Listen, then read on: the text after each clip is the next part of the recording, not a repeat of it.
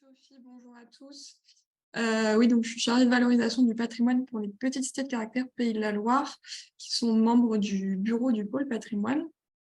Donc je vais rapidement vous présenter le pôle patrimoine, qui est donc le réseau de coopération des acteurs du patrimoine culturel de la région et qui a été créé donc en 2018 par plus de 100 acteurs du patrimoine des Pays de la Loire. C'est une association loi 1901 qui reçoit donc le soutien de la région et de la direction régionale des affaires culturelles des Pays de la Loire.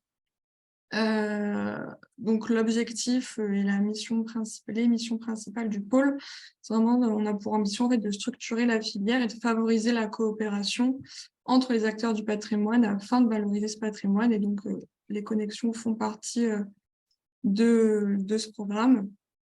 Les adhérents, donc le pôle s'adresse à toute personne morale, publique ou privée, ayant une activité dans le domaine du patrimoine culturel dans la région. Donc que ce soit des collectivités. J'en profite d'ailleurs pour remercier les nombreuses petites cités de caractère qui ont répondu présentes aujourd'hui. Aussi les entreprises, les musées, les organismes de formation ou les associations. Et donc, ces missions principales sont donc de connaître et de fédérer les acteurs du patrimoine, de partager les ressources, notamment grâce à un site internet, de favoriser les échanges et le développement de compétences, donc grâce notamment donc, aux connexions, et de soutenir les enjeux du patrimoine en région. Merci Julie. Je laisse la parole du coup à François pour présenter en fait les deux grandes actions en tout cas mises en place pour l'instant au sein du pôle. François Blondeau, président du pôle patrimoine. Oui, bonjour à toutes et à toutes. Merci d'être si nombreux.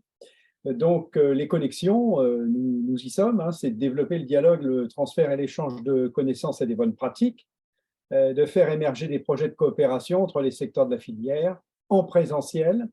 C'est ce qu'on préfère, ce sera la prochaine, mais en ligne, comme aujourd'hui. Le programme est défini en fonction des attentes et besoins exprimés des membres et des tendances du secteur. Voilà, donc là, nous sommes dans l'éducation, qui était un sujet phare, puisque j'ai assisté il n'y a pas très longtemps à une réunion et un comité pré-AC. Alors, la deuxième action du pôle primordiale, c'est aussi une action pour les jeunes. L'action Jeunes Pro du patrimoine, c'est de développer et favoriser la connaissance des métiers du patrimoine par les jeunes. C'est agir pour la préservation, la reconnaissance et la transmission des savoir-faire qui peuvent se perdre. Être un point de rencontre et d'information pour les besoins des jeunes, se destinant aux métiers du patrimoine comme des professionnels. On retrouve ça dans une rubrique projet et action. Il y a une cartographie avec des sites qui acceptent donc les contacts, même jusqu'au visu, sur site, avec les jeunes qui cherchent des renseignements sur les métiers du patrimoine. Voilà. Très bien.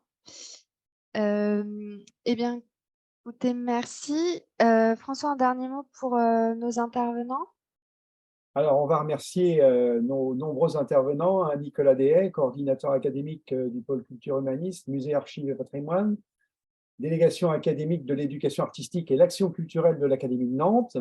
On a eu l'occasion de se voir il n'y a pas longtemps. Dany Dodin, qui est conseiller pédagogique chargé de la mission formation de la personne et du citoyen, représentation du monde et de l'activité humaine à l'Académie de Nantes également. Anne-Pascale Marquet-Sénève, coordination éducative et artistique et culturelle de la direction de l'éducation de la ville de Nantes, et Christophe Poilane, qui est le conseiller action culturelle et territoriale de la DRAC Pays de la Loire. Très bien, merci pour ces présentations. On va tout de suite commencer par la présentation de Nicolas Deshaies, donc coordonnateur académique. Si vous avez des questions au cours de la présentation, n'hésitez pas à les mettre dans le fil de discussion pour qu'on puisse y répondre à l'issue. Donc, chaque intervention sera suivie d'un temps de questions-réponses. Je vous laisse la parole, Nicolas. Impeccable. Je me présente rapidement. Je suis donc Nicolas Deshaies, je suis coordonnateur académique pour la DAC, donc je représente le rectorat, délégation académique à l'éducation artistique et à l'action culturelle. Je suis par ailleurs enseignant d'histoire-géographie dans un collège sur Nantes, le collège Hector Berlioz. Voilà, j'ai une décharge pour cette mission auprès de la DAC du rectorat. C'est une mission qui consiste à Alors, il y a plusieurs facettes, mais dans une des facettes importantes quand même de ma mission, je pilote un réseau, le réseau Musée Archives Patrimoine de 34 coordonnateurs territoriaux. Alors, coordonnateurs territoriaux, si vous voulez que je simplifie peut-être la donne et l'explication, ce sont des chargés de mission ou des professeurs relais auprès de structures culturelles et notamment de structures patrimoniales, services d'archives, musées, direction du patrimoine. Et donc, j'ai la charge de piloter au niveau académique ce réseau donc de 34 coordonnateurs territoriaux qui peuvent être attachés à une structure à proprement parler ou qui peuvent aussi, au sein de leur mission, dans le cadre de leur mission, intervenir sur plusieurs structures à la fois et accompagner d'un point de vue au niveau pédagogique et éducatif, au niveau de la mise en place de projets et d'actions d'éducation artistique et culturelle.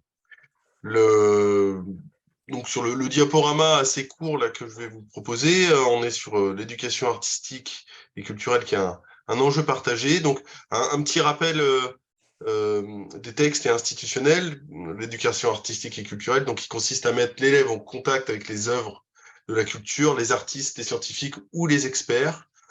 Donc c'est une démarche éducative qui engage l'élève dans un projet partagé et une expérience personnelle qui va donc allier la sensibilité, l'intellect, pour mieux comprendre le monde qui l'entoure et agir en citoyen éclairé.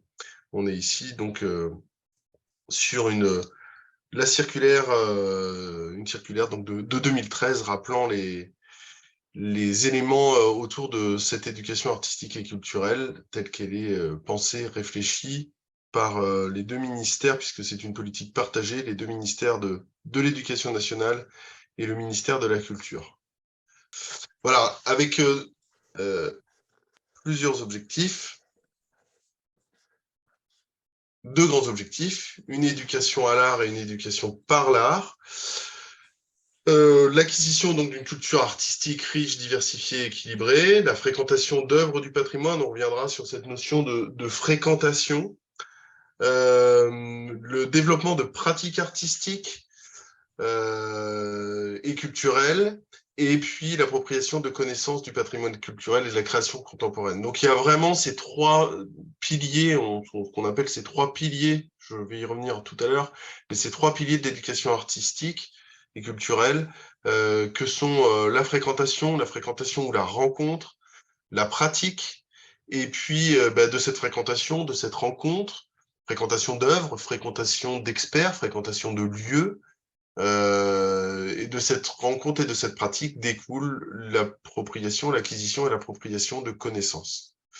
Avec une éducation donc par l'art, l'idée de former la personne et le citoyen en cultivant bien sûr sa sensibilité, sa créativité, et en encourageant son autonomie, son sens de l'initiative.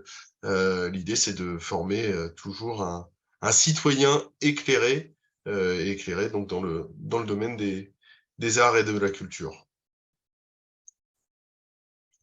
Voilà, avec trois principes, diversité, continuité, cohérence, équité, trois piliers qui sont vraiment au centre de cette pratique de l'EAC, rencontrer, pratiquer, connaître, et trois temps, le scolaire, le périscolaire et l'extrascolaire. Il y a notamment dans le second degré, sur le niveau collège, de la 6e à la 3e, la construction pour les élèves d'un parcours d'éducation artistique et culturelle. Il y a 4 parcours que les élèves, jalonnés par les élèves au cours de leur scolarité au collège, parcours citoyen, parcours santé, parcours avenir et parcours d'éducation artistique et culturelle. Et ces parcours sont construits sur des actions, des projets qui sont menés dans le temps scolaire, mais également sur des actions, des activités qui sont faites dans le temps périscolaire et extrascolaire. Voilà, avec une démarche de projet, ça c'est très important aussi. Projet en partenariat avec des acteurs culturels, des structures, des partenaires. Et puis l'idée de traverser les grands domaines des arts et de la culture dans une réflexion vraiment essentielle, dans un projet d'éducation artistique et culturelle, d'interdisciplinarité, de transdisciplinarité. Tout projet d'éducation artistique et culturelle, un projet d'éducation artistique et culturelle en bonne et due forme, c'est un projet qui est interdisciplinaire. transdisciplinaire qui va donc mêler des domaines, mêler des disciplines différentes et mêler ces disciplines non pas sur une idée où il y aurait une discipline forte et puis des disciplines qui gravitent autour et qui viendraient illustrer, mais au contraire un investissement égal, partagé de toutes ces disciplines pour créer des projets d'éducation artistique et culturelle. Voilà, mon collègue de la DRAC, Christophe Poilane, il reviendra un petit peu plus en détail tout à l'heure. On est sur une politique partagée donc entre 2 ministères d'État, le ministère de l'Éducation nationale et le ministère de la Culture. Ce sera redit, je pense, Sophie, oui, voilà. Donc avec toujours cette idée de favoriser un égal accès de tous les jeunes à l'art et à la culture pour une éducation à l'art et par l'art, dans une optique, dans une idée qui s'impose de plus en plus, de 100% EAC, c'est-à-dire drainer tous les territoires, drainer tous les élèves, tous les niveaux, au niveau de l'éducation artistique et culturelle.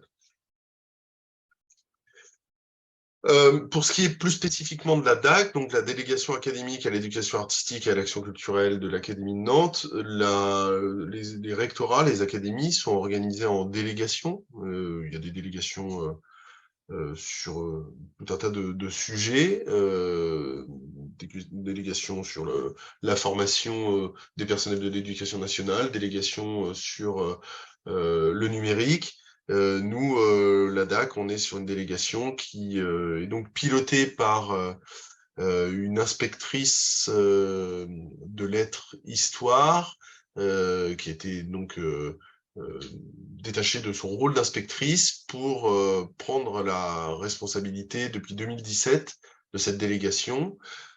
Cette personne s'appelle Marie-Danielle Minier. Donc Marie-Danielle Minier est DAC, elle est déléguée académique à l'éducation artistique et à l'action culturelle pour l'Académie de Nantes. Minier, M-I-N-I-E-R.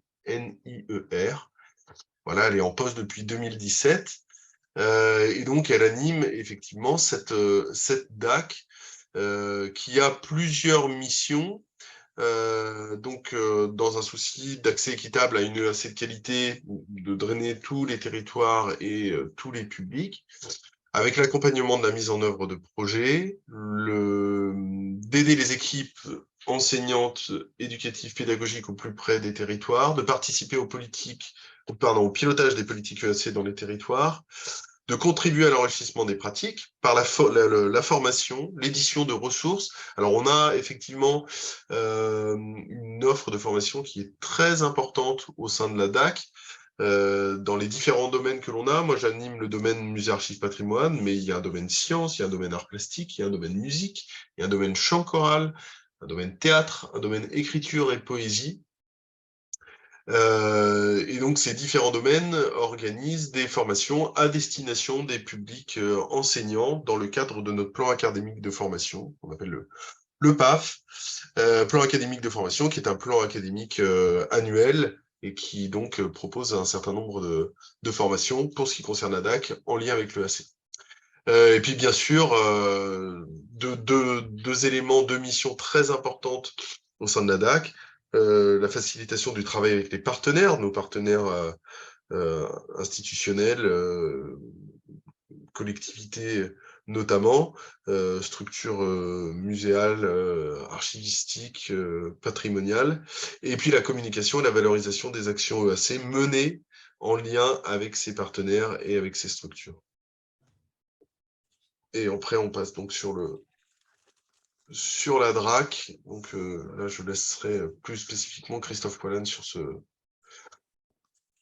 ces éléments-là. Donc peut-être pour préciser un certain nombre de choses, je vous ai parlé tout à l'heure des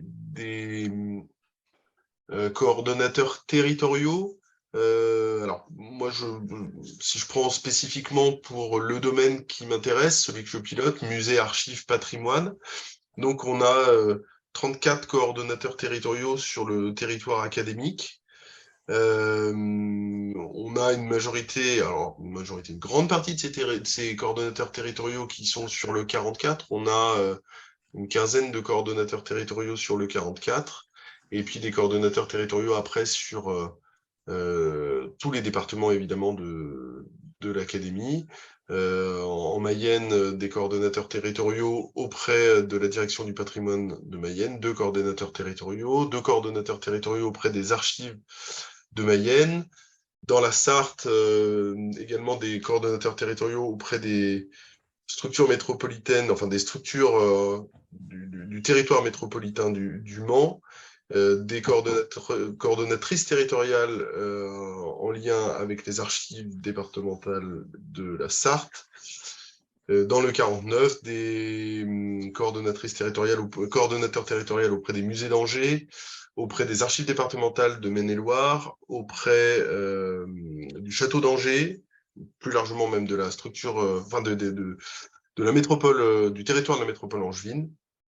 Et puis dans le 44, là, c'est là qu'on a la plus grande diversité de structures, le plus grand drainage de structures, Grand Patrimoine de Loire-Atlantique, notamment donc le conseil départemental avec 2 coordonnatrices territoriales, des coordonnateurs territoriaux auprès du château de Nantes, château des Ducs de Bretagne, musée d'histoire de Nantes, coordonnatrice territoriale avec les archives départementales de Loire-Atlantique, avec les archives municipales de Nantes. Voilà, et enfin un groupe de coordonnateurs territoriaux auprès du CADN, Centre des archives diplomatiques de Nantes. Voilà, donc on a effectivement un réseau là, qui est le réseau en nombre de coordonnateurs territoriaux, qui est le réseau au sein de la DAC le plus important. On est à la DAC une centaine de personnes. Oui, je vais revenir, Monsieur Lebret, sur les coordonnateurs territoriaux. Bien sûr, en Vendée, excusez-moi. En Vendée, on a des coordonnateurs territoriaux auprès des archives départementales de la Vendée et puis auprès de l'EDAP. Sur le rôle des coordonnateurs territoriaux, plus précisément, les coordonnateurs territoriaux ont la charge d'accompagner les structures dans leur politique éducative et pédagogique, c'est-à-dire d'accompagner ces structures sur l'offre qu'elles mettent à disposition des publics scolaires, des équipes enseignantes, par deux biais, 2 moyens, en fait, j'ai envie de dire. Soit il y a une offre déjà existante qui va être réalisée, qui va être réajustée avec l'éclairage et puis l'expertise de ces coordonnateurs territoriaux qui sont tous enseignants dans le second degré. Soit on a une co-construction, ça c'est vraiment souvent assez souhaitable, une co-construction entre des équipes de médiation et puis ces coordonnateurs territoriaux, donc qui vont développer des ateliers, des projets, des parcours ou des projets EAC qui pourront être proposés à des équipes enseignantes, voilà, via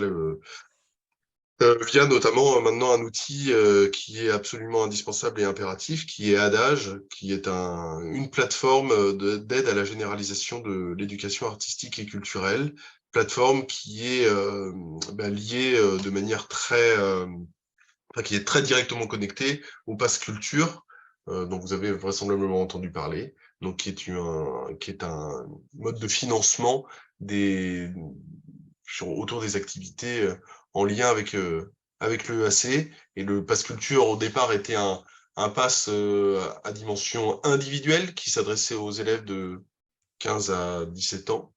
Et maintenant, il y a une part collective, et donc tous les établissements du second degré, pour les élèves de la 4e à la terminale, ils ont accès effectivement à ce Pass Culture en format collectif. Et à partir de l'an prochain, les 6e et les 5e intégreront également ce dispositif. Donc pour ce qui est des coordonnateurs territoriaux, on est vraiment dans l'accompagnement des structures et la mise en place effectivement de projets et de dispositifs pédagogiques éducatifs, toujours dans une dimension, alors pour ce qui est de la DAC, toujours dans une dimension EAC, c'est-à-dire que on demande aux enseignants, quelle que soit la discipline qu'ils ont initialement, on demande aux enseignants qui intègrent la DAC et qui deviennent coordonnateurs territoriaux, on leur demande effectivement de se débarrasser de leur étiquette disciplinaire et d'être véritablement dans une optique EAC, donc d'avoir une vision interdisciplinaire de la chose et de proposer des projets au sein des structures auprès desquelles ils interviennent qui ont cette coloration EAC. Voilà, alors j'ai peut-être laissé passer des questions qu'il faut que je reprenne. Alors, il y a une question, deux questions d'ailleurs, donc de Christophe Lebret des Demeures historiques, donc sur comment cela va-t-il se mailler avec l'opération Levons les yeux du vendredi précédent, les Journées européennes Alors là, du patrimoine. je Et suis pas en mesure, en capacité de répondre. voilà, et du coup, François Blondeau, Ouais, donc ouais, voilà, comment et sur quels ouais, critères se sont fait les choix des partenaires, musées, ouais, associations? très bonne question. Alors, effectivement, on a, bon, si je refais un historique très rapide, il y a des partenariats qui existent entre l'Académie, l'Éducation nationale et puis certaines structures qui existent depuis longtemps. Je pense aux archives de Nantes, par exemple, au Château des Ducs de Bretagne, musée d'histoire de Nantes, dans lesquels on a depuis une quinzaine d'années, voire même plus que ça pour les archives de Nantes, on a ce qu'on appelait précédemment des professeurs relais ou chargés de mission, qui étaient, alors là, ça date peut-être même du siècle dernier, qui étaient des personnes qui initialement avaient une décharge pour exercer leur mission. Aujourd'hui, chez les coordonnateurs territoriaux, il n'y a plus de gens qui ont de décharge pour exercer leur mission. Ça, c'est terminé. On a effectivement des coordonnateurs territoriaux, donc des enseignants qui exercent leur mission sur du temps supplémentaire et qui, par tradition pour certains, l'exerçaient vraiment de manière, dans une relation assez serrée, assez resserrée avec certaines structures. Je pense particulièrement j'ai un exemple qui me vient en tête, le Château des Ducs de Bretagne, musée d'histoire de Nantes. On a 3 coordonnateurs territoriaux qui étaient précédemment des chargés de mission. On a 3 coordonnateurs territoriaux qui, ici, étaient donc rattachés à cette structure et qui n'intervenaient qu'auprès de cette structure. Il y a une volonté, depuis que Marie-Danielle Minier est arrivée à la DAC en 2017, il y a une volonté de sortir de cette relation un petit peu d'exclusivité et d'être en capacité de répondre sans multiplier les missions de coordonnateurs territoriaux, d'être en capacité de répondre au maximum sur le territoire à des sollicitations, à des demandes, à des besoins de structures qui n'auraient pas spécifiquement de coordonnateurs territoriaux qui leur soient rattachés. C'est pour ça qu'on est ici, alors je vous prends un exemple, dans les années précédentes, on avait auprès du musée d'art de Nantes, on avait 3 coordonnatrices territoriales. Ces 3 coordonnatrices territoriales, pour des raisons diverses et variées, ont décidé de mettre fin à leur mission en juillet 2022. On ne les a pas remplacés poste pour poste. On a modifié les fiches de mission, on a modifié les lettres de mission et pour créer des missions qui seraient des missions avec une dimension territoriale, plus territoriale que ce qui était précédemment. Parce qu'on était dans une espèce de relation d'exclusivité, c'est-à-dire que ces coordonnatrices territoriales chargées de mission intervenaient spécifiquement au musée d'art de Nantes et n'intervenaient qu'auprès de ce musée d'art pour accompagner le musée d'art dans son offre pédagogique et éducative. Là, l'idée, avec les nouveaux recrutements qu'on a fait, c'est d'être vraiment dans une dimension territoriale, d'intervenir auprès du musée d'art de Nantes, qui est un partenaire évidemment historique et important sur le territoire, qui a une offre pédagogique riche, mais d'être en capacité, sur le territoire nantais, d'intervenir sur auprès d'autres structures, excusez-moi, selon les besoins et selon les nécessités. Voilà, on sait bien que toutes les structures n'ont pas les mêmes besoins, toutes les structures n'ont pas la même capacité d'accueil des publics scolaires. Alors, je précise quand même que nous n'accueillons, enfin, à la DAC, on ne suit que les publics scolaires du secondaire, on ne s'occupe pas du premier degré.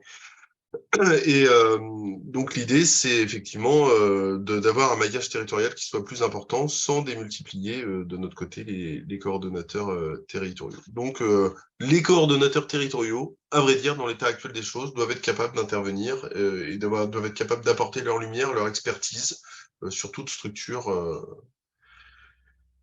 sur le territoire. Alors, oui, très bonne question. On est un peu sur une nouvelle manière de fonctionner.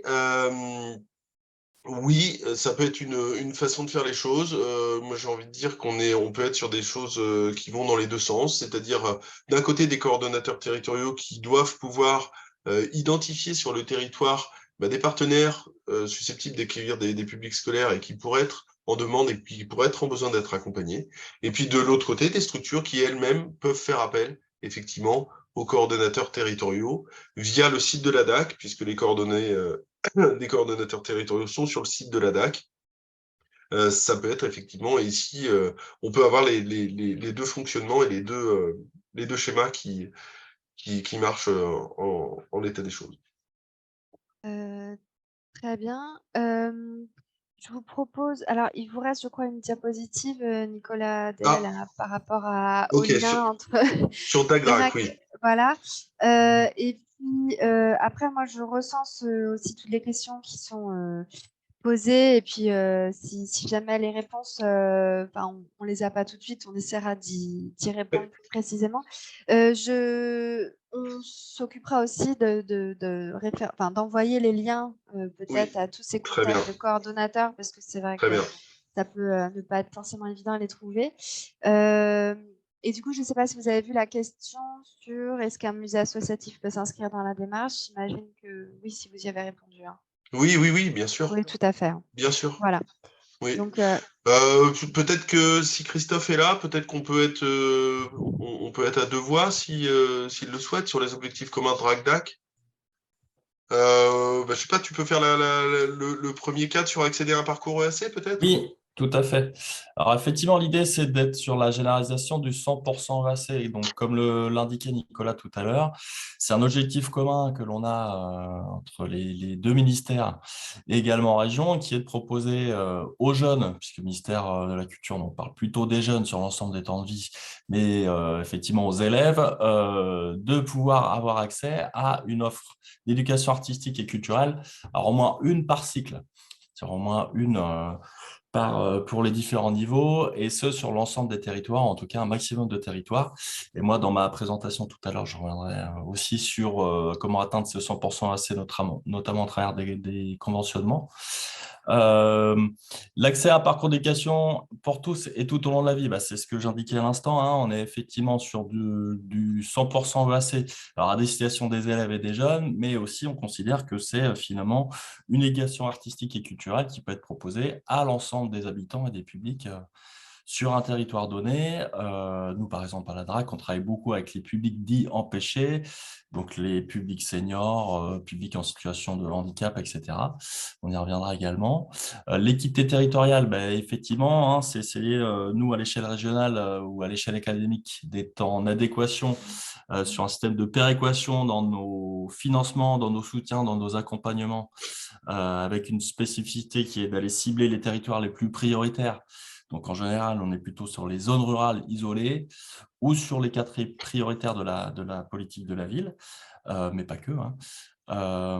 Et sur la diversité des esthétiques, oui, c'est aussi l'un des buts qui d'ailleurs rejoint l'objectif du 100% EAC, hein, c'est de viser l'ensemble des champs artistiques et culturels qui sont à proposer aux élèves, aux jeunes ou à l'ensemble des personnes. Donc, on parle tant de spectacles vivants que des arts visuels, que du cinéma, que de l'architecture, que du patrimoine, etc.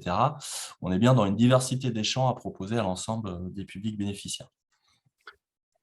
On a donc, je vous en parlais tout à l'heure, une politique menée d'ailleurs en partenariat sur certains éléments avec la DRAC, donc une politique de formation des enseignants et des acteurs de l'EAC plus généralement, par le biais de l'INSPE, donc l'Institut national de formation des enseignants. La formation T2 qu'on mène effectivement main dans la main et conjointement avec la DRAC.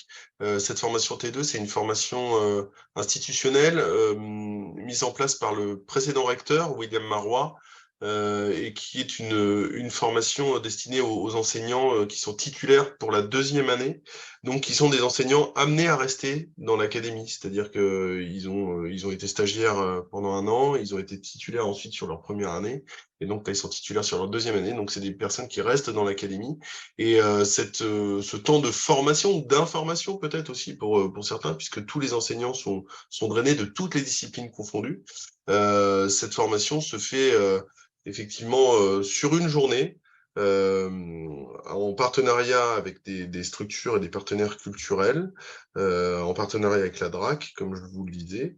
Et l'idée, c'est d'informer sur le champ des possibles en matière de l'EAC sur le territoire et de donner des éléments sur l'éducation artistique et culturelle pour donner à des enseignants débutants dans le métier, débutants ou débutants pas d'ailleurs dans le métier, puisqu'il y a parmi ces deux beaucoup de gens qui ont finalement été contractuels au préalable et puis qui sont devenus titulaires, notamment par l'obtention du concours.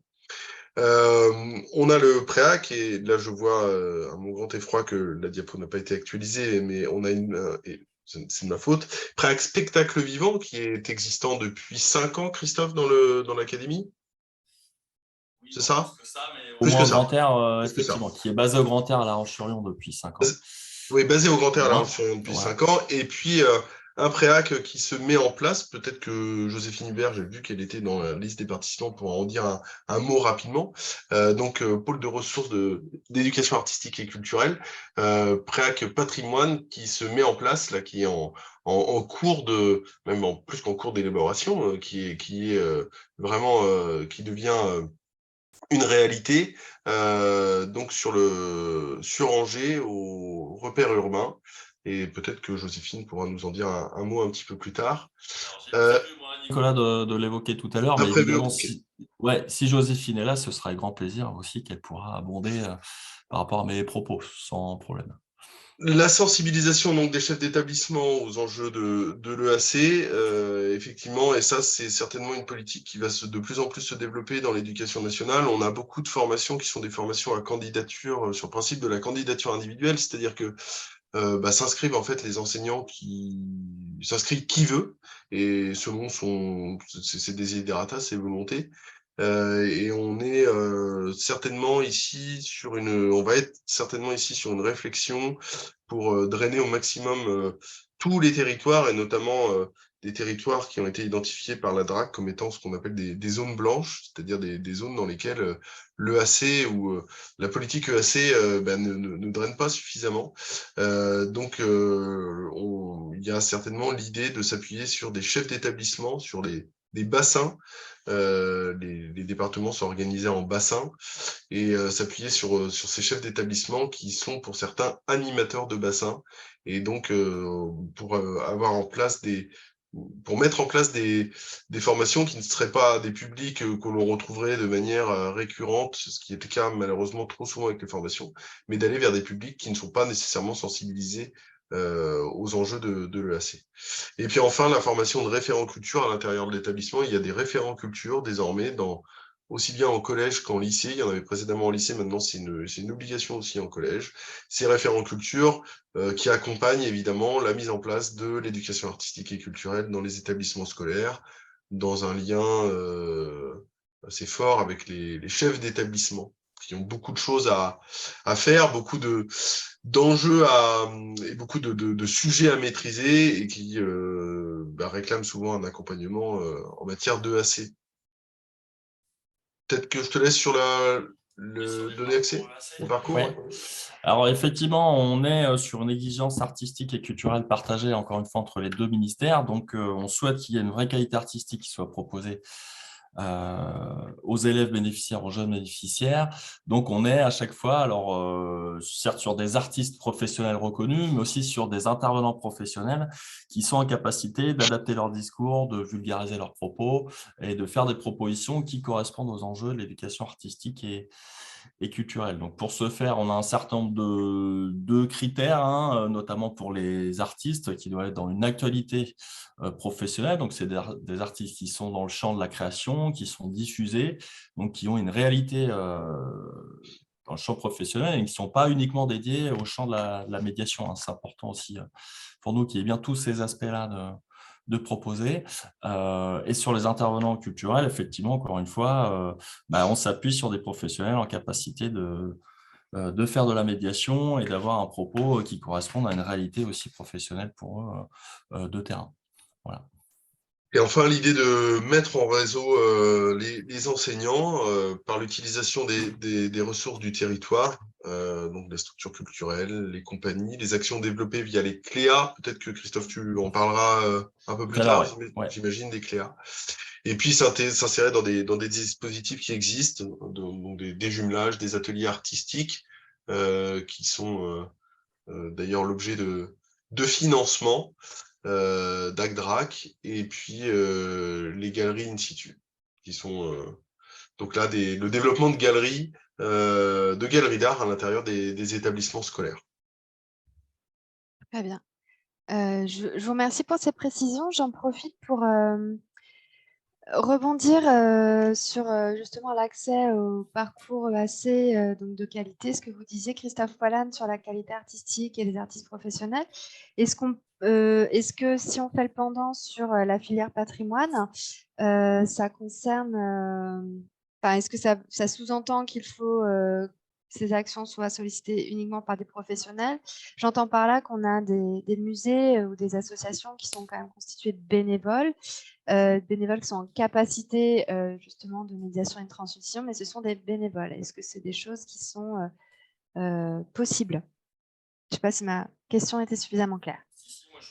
Je veux bien répondre. Alors effectivement, nous, on s'appuie sur un réseau professionnel, mais évidemment, dans les ressources culturelles de proximité, on peut aussi s'appuyer sur les personnes qui sont en capacité, encore une fois, d'effectuer ce travail de médiation, qui travaillent de toute façon déjà au quotidien dans la transmission et dans les propositions qui correspondent aux enjeux de l'éducation artistique et culturelle. Hein.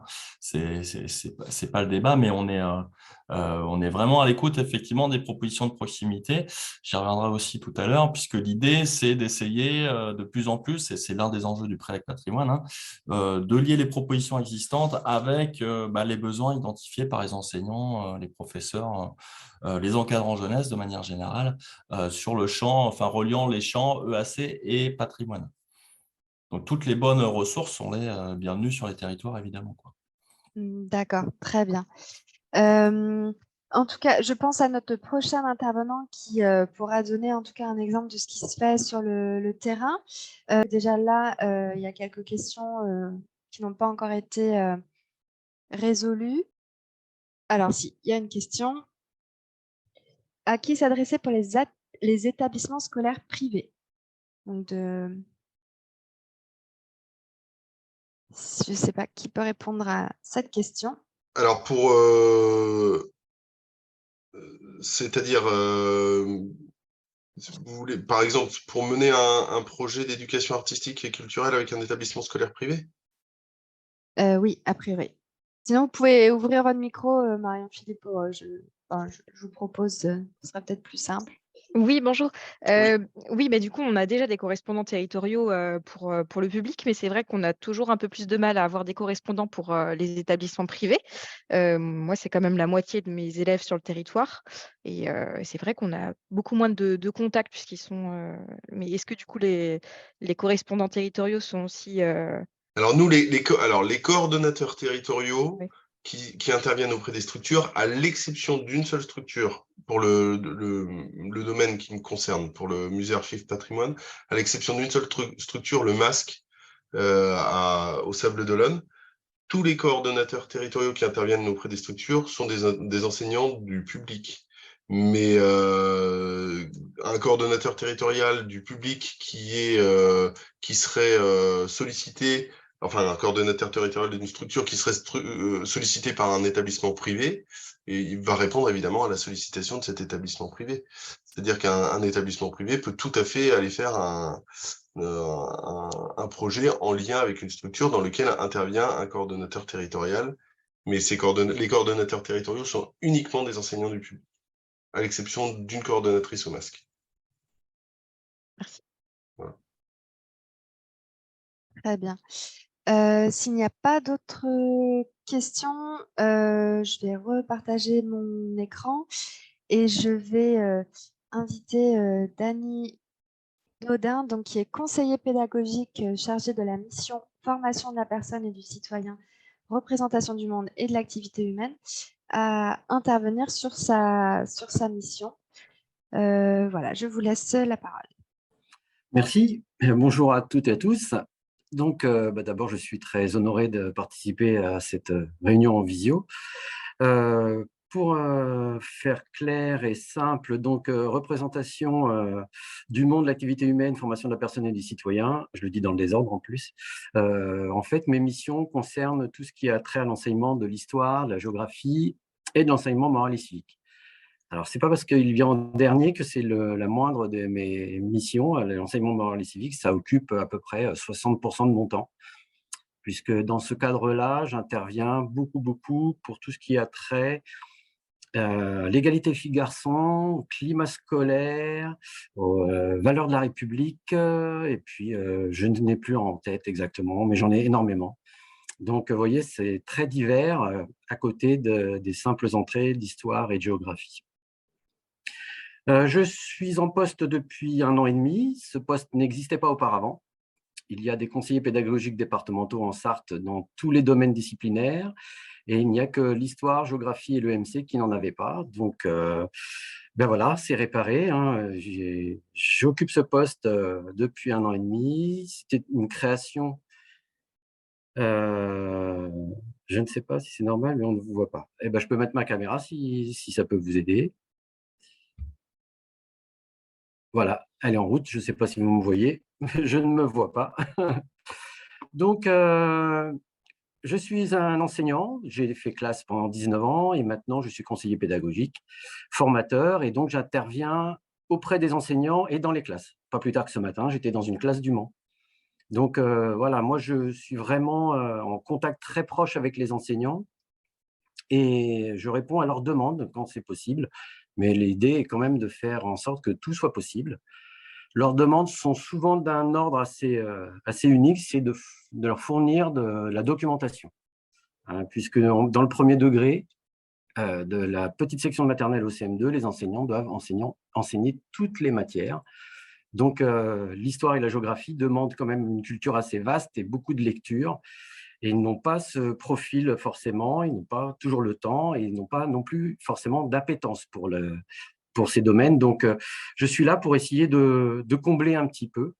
Et puis, donc, j'ai à cœur de beaucoup travailler avec des partenaires du territoire et de façon à travailler sur les ressources locales, puisque les derniers programmes qui datent de 2015, mais mis en application en 2018, font la part belle au territoire. Donc, tout est bon et simple normalement pour travailler sur les ressources locales. Donc, je fais la promotion du patrimoine local sartois et plusieurs entrées sont possibles. Alors, la toute première que j'ai listée, ça concerne le portail académique, puisque je recense, hein, c'est un recensement qui est toujours en cours, les ressources locales en Sarthe. Et donc, les collègues y ont accès sur le portail académique avec quelques clics et beaucoup de patience. Ils peuvent trouver un peu tout ce qu'il y a en Sarthe au niveau patrimoine bâti, mais aussi les personnes un peu estampillées personnages historiques. Alors, parfois, c'est un peu plus vaste, hein. Marcel Pagnol en Sarthe, c'est plus culturel qu'historique. Encore une fois, c'est un récapitulatif ouvert et je peux être amené à travailler localement sur des éléments qui sont présents dans ce récapitulatif. Donc, vous voyez, c'est très vaste, hein. Ça couvre toutes les périodes historiques. Et puis, pour finir, puisqu'il ne faut pas être trop chauvin, j'ouvre aussi aux ressources proches de la Sarthe, puisque les collègues, quand ils font des sorties, et souvent c'est après le mois de mars à juin, il y a un engorgement. Donc, on peut ouvrir aussi à des déplacements pas trop loin, puisque vous savez sûrement que le principal frein pour les écoles, c'est le coût du déplacement. Et pour avoir été directeur dans le rural dit profond, c'était une réalité, hein, le frein lié au transport. Souvent, ça empêche les écoles de se déplacer et d'aller profiter ou visiter les ressources locales. Ce sont en général une sortie par an et on rentabilise le quart, on essaie de le remplir à 2 classes. Donc, vous voyez, il y a des compromis, des concessions qui sont faites et on ne peut pas aller partout et autant qu'on le voudrait. Donc voilà, ça c'est pour les ressources locales. Ça me prend un peu de temps puisque il y a celles que je connaissais et puis celles que je découvre et il faut que je me rende sur place à chaque fois. Donc je suis beaucoup sur les routes de la Sarthe et je découvre pas mal de choses. Ensuite, dans mes missions, je prépare des contenus pédagogiques dans lesquels je cite toujours les ressources locales. Donc là, en effet, la leçon numéro 2 sur l'école au temps de Jules Ferry. Donc là, on est encore sur du programme national, mais je fais en sorte qu'il y ait toujours une dimension locale. Donc vous voyez là, l'exemple qui est affiché à l'écran, la mission numéro 4, puisque je propose aux élèves d'accomplir des missions, eh bien, il y a toujours entre 3 et 5 missions à accomplir dans une leçon. Et celle-ci, pour cet exemple-là, la mission numéro 4, eh bien, ils ont la carte de la Sarthe avec les 2 musées d'école autrefois. Et à partir de moteurs de recherche type GPS, que ce soit Mappy, Via Michelin, Calcul Itinéraire ou d'autres, eh bien, ils doivent resituer leur école et puis voir par quel itinéraire ils se rendraient à chacun des 2 lieux muséographiques pour voir comment était la classe au siècle dernier, mais plutôt au début du XXe. Donc là, voilà, avec des exemples concrets, avec la maison natale Catherine Paysan à Bonnétable et puis le musée École d'autrefois au Grès, près de Mamers. Voilà, avec que des exemples locaux, puisque c'est toujours un peu dommage d'aller en classe et de découvrir que des collègues travaillent sur des exemples à l'autre bout de la France qu'ils ne connaissent pas et que les enfants ne connaissent pas. Et pour le peu, personne n'y mettra jamais les pieds. Alors que si on travaille sur le local, on va déjà mettre plus de sens à la leçon et il y a aussi plus de chances pour que soit on y aille avec sa classe, soit l'enfant puisse espérer y aller avec sa famille ou avec du périscolaire. Voilà. J'assure aussi des formations tous les mercredis. Donc, mercredi, hier, je faisais une formation espace-temps cycle 2, donc pour les collègues de CP, CE1, CE2. Donc, tous nos exemples étaient issus de la Sarthe.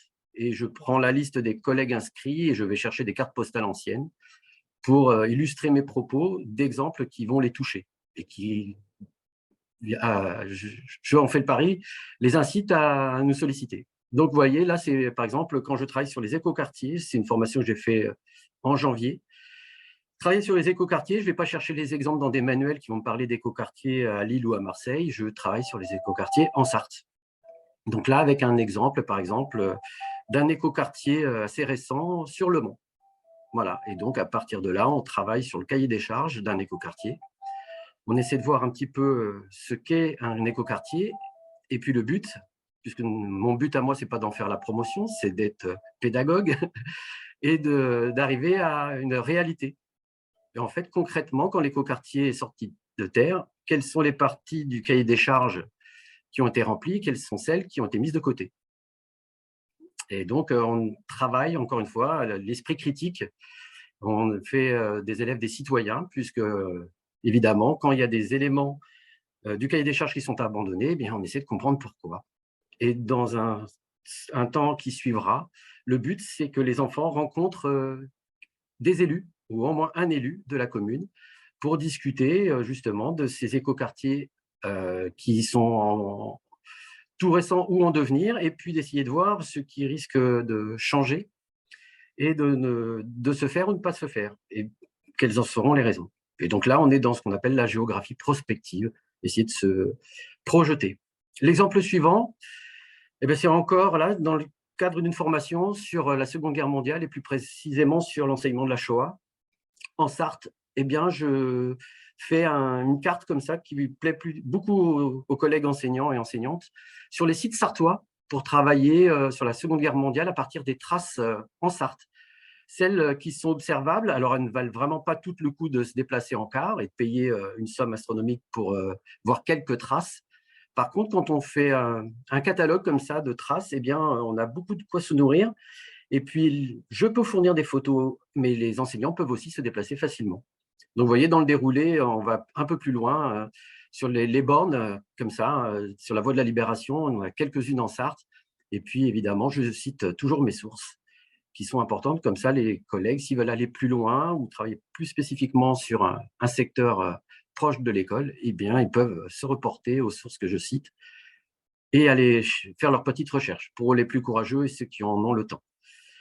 Et puis, j'organise aussi des visites d'enseignants dans des lieux de patrimoine. Donc là, j'ai mis 2 exemples, encore une fois, dans le cadre de la formation sur la Deuxième Guerre mondiale. Donc, le bunker de la rue Chanzy au Mans, il y en a 2. Il y en a un pour lequel il y a un projet d'historial. Donc, c'était un projet un peu en stand-by, mais qui vient de redémarrer en novembre 2022. Et puis, un autre bunker qui se visite déjà à côté.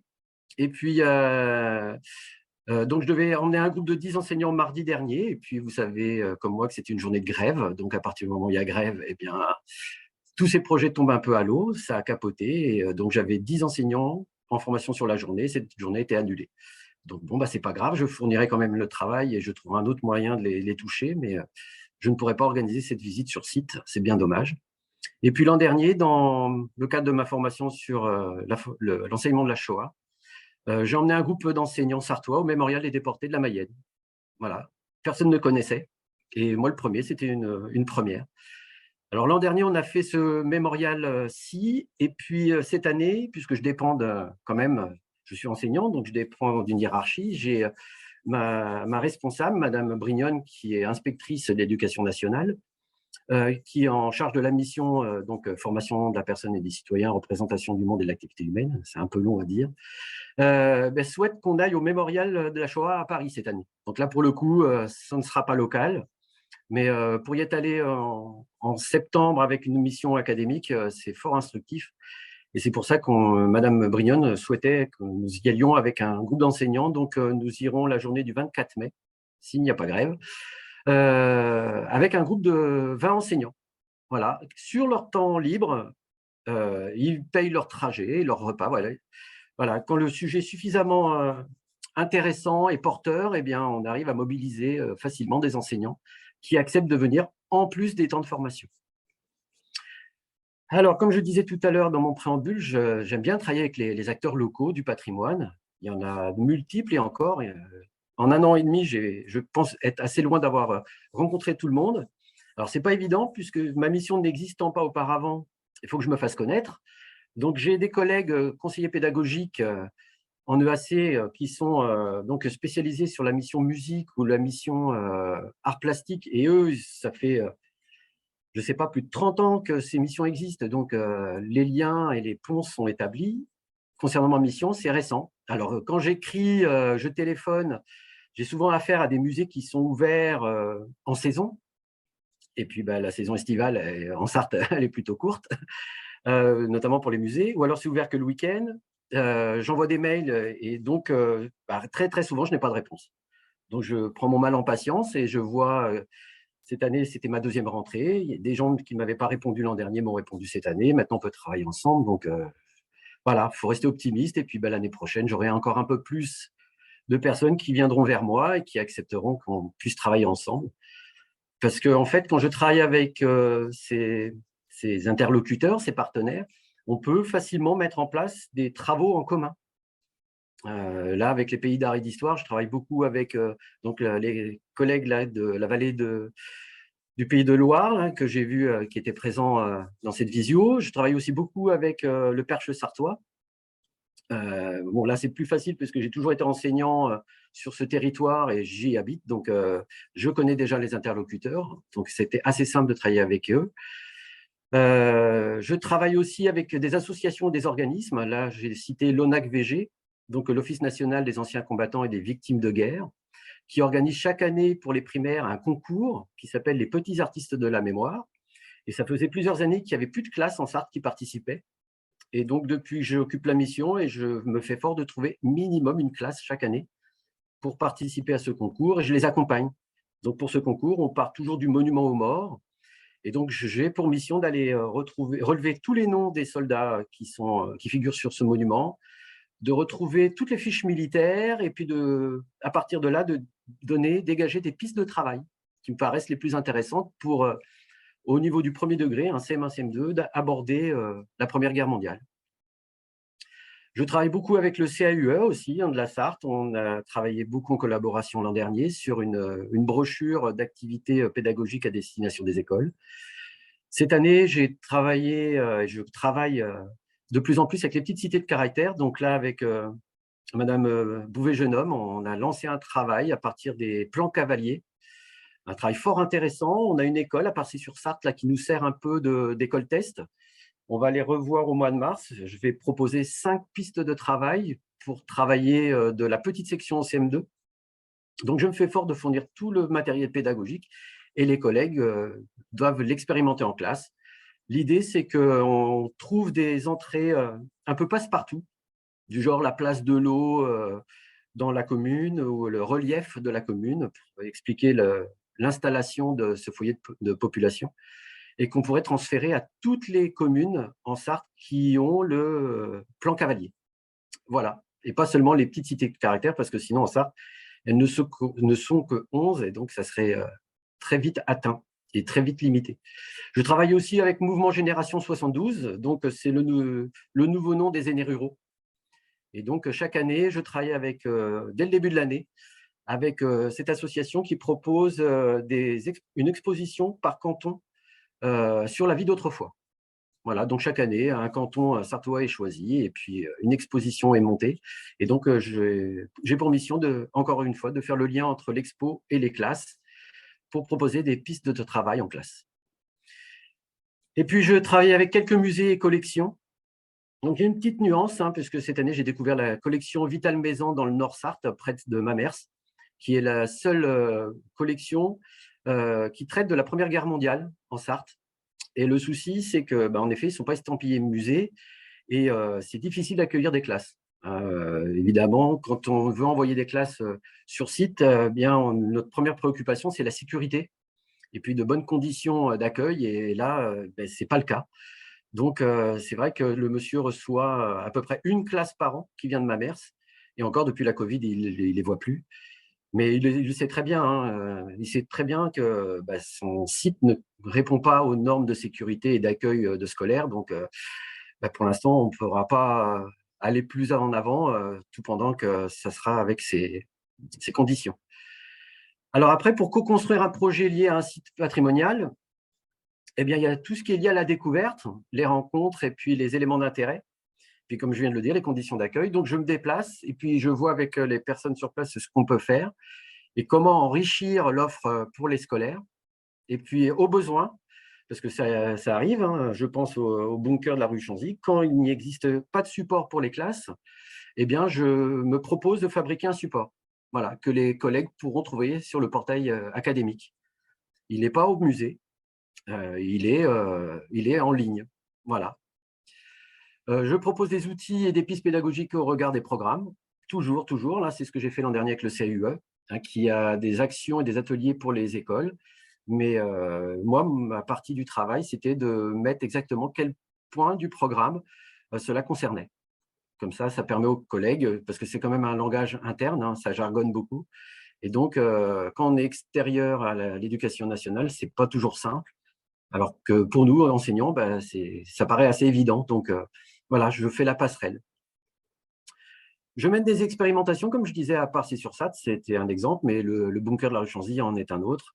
Et donc, on expérimente des choses, on compte sur des collègues qui sont assez gentils pour se prêter au jeu, et puis ils testent des activités pédagogiques, et puis selon les retours, on améliore, on corrige, et puis on essaie de reconduire après pour toutes les classes du département. Et puis enfin, je tenais absolument à parler des freins et des obstacles parce qu'ils sont nombreux. Donc, en effet, comme je disais tout à l'heure, ma mission est encore assez méconnue en Sarthe. Les autres obstacles ou freins, c'est les conditions d'accueil, comme je le disais. Et puis enfin, là, dernièrement, pas plus tard que la semaine dernière, parfois, il y a des conflits entre les gentils bénévoles qui tiennent une association de patrimoine et leur discours, qui n'est pas toujours raccord avec des vérités historiques. Et puis, comment je fais le lien entre l'éducation nationale et puis le terrain?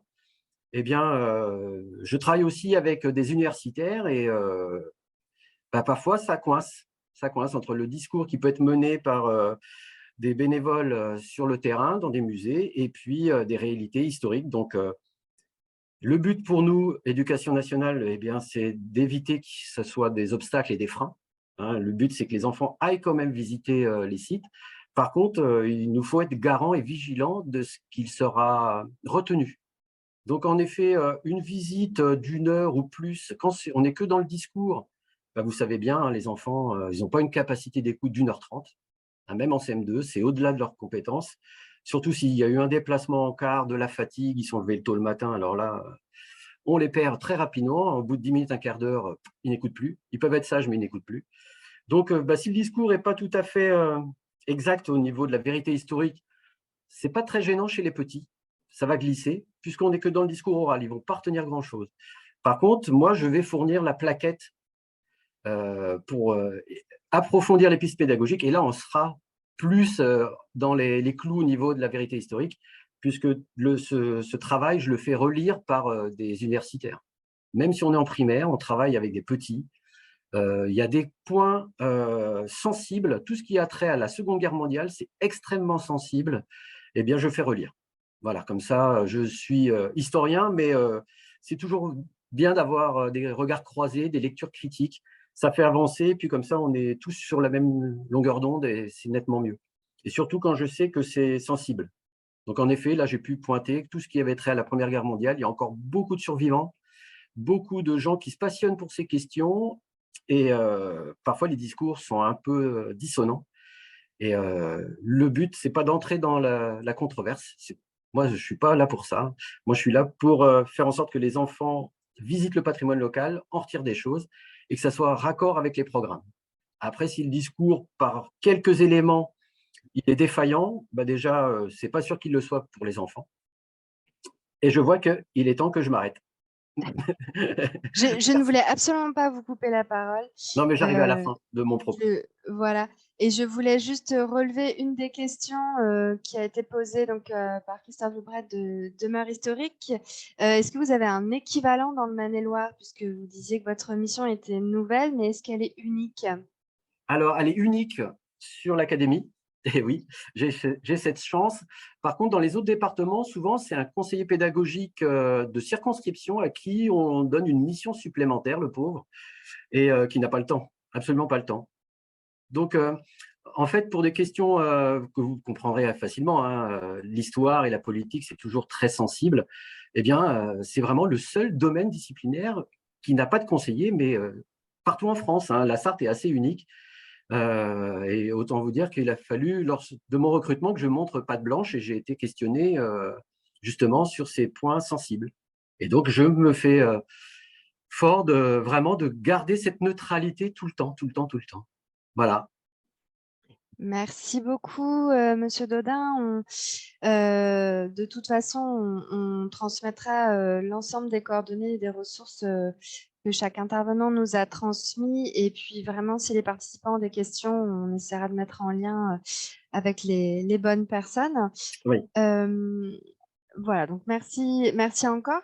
Je vais donner la parole à Anne-Pascale Marquez-Navé, donc qui travaille à la coordination pour l'éducation artistique et culturelle de la ville de Nantes, qui va nous présenter les différents niveaux d'échelle et les différents types d'actions qui peuvent être mises en place dans le cadre de l'EAC. Voilà, je vous laisse la parole. Merci beaucoup, Sophie. Bonjour à tous. Il y en a que je connais, ça fait bizarre. Voilà, il y en a d'autres avec qui j'ai rendez-vous prochainement. Ils se reconnaîtront. Donc, moi, je suis ravie d'intervenir après ce que je viens d'entendre parce que je pense que ce sera assez complémentaire des propos.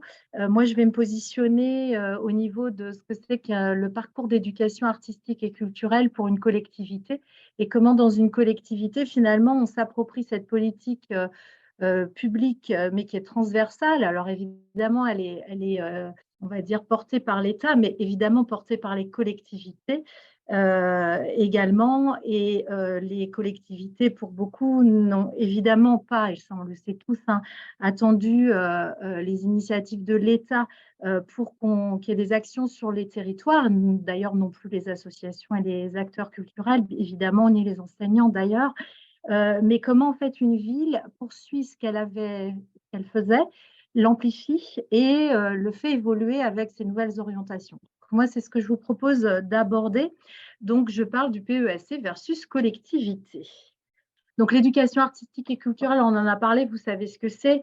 N'empêche que chaque collectivité, sur son territoire, avec les acteurs culturels et l'éducation nationale, va quelque part se l'approprier et donner sa propre philosophie, on pourrait dire, en restant dans le cadre.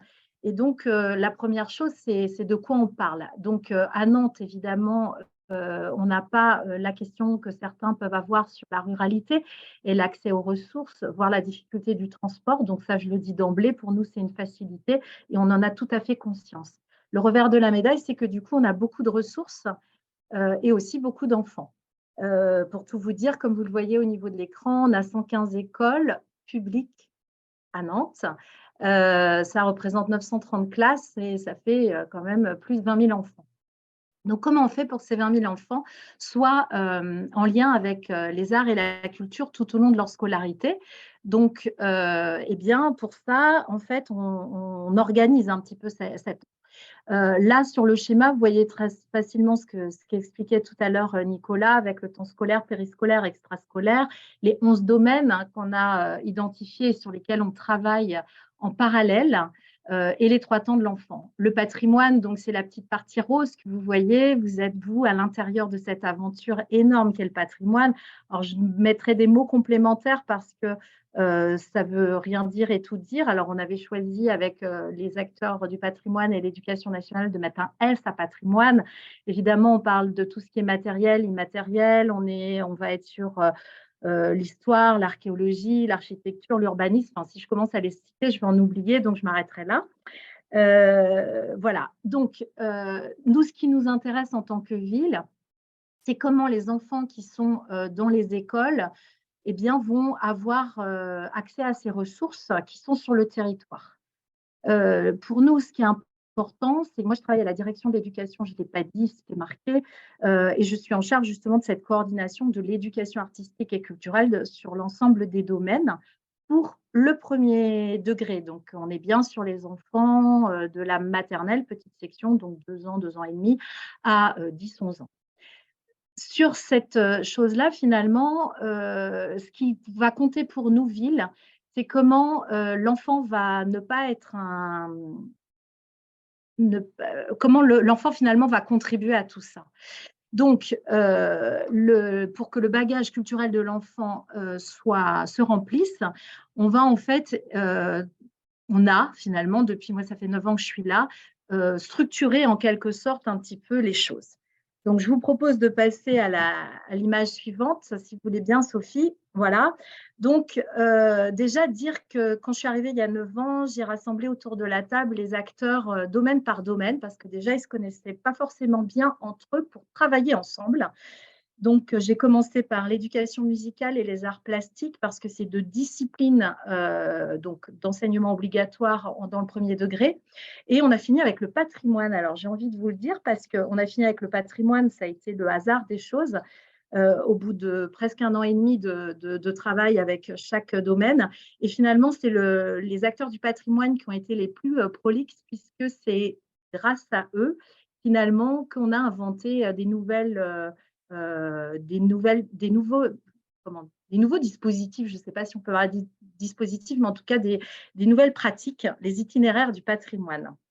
Donc, en fait, chaque domaine arrive avec des spécificités, des compétences. On parlait tout à l'heure des bénévoles. À Nantes, il y en a aussi dans certaines structures. Je pense à la Maison des Hommes et Techniques, par exemple, qui mixe dans ses équipes à la fois des gens qui sont des permanents et puis aussi des bénévoles.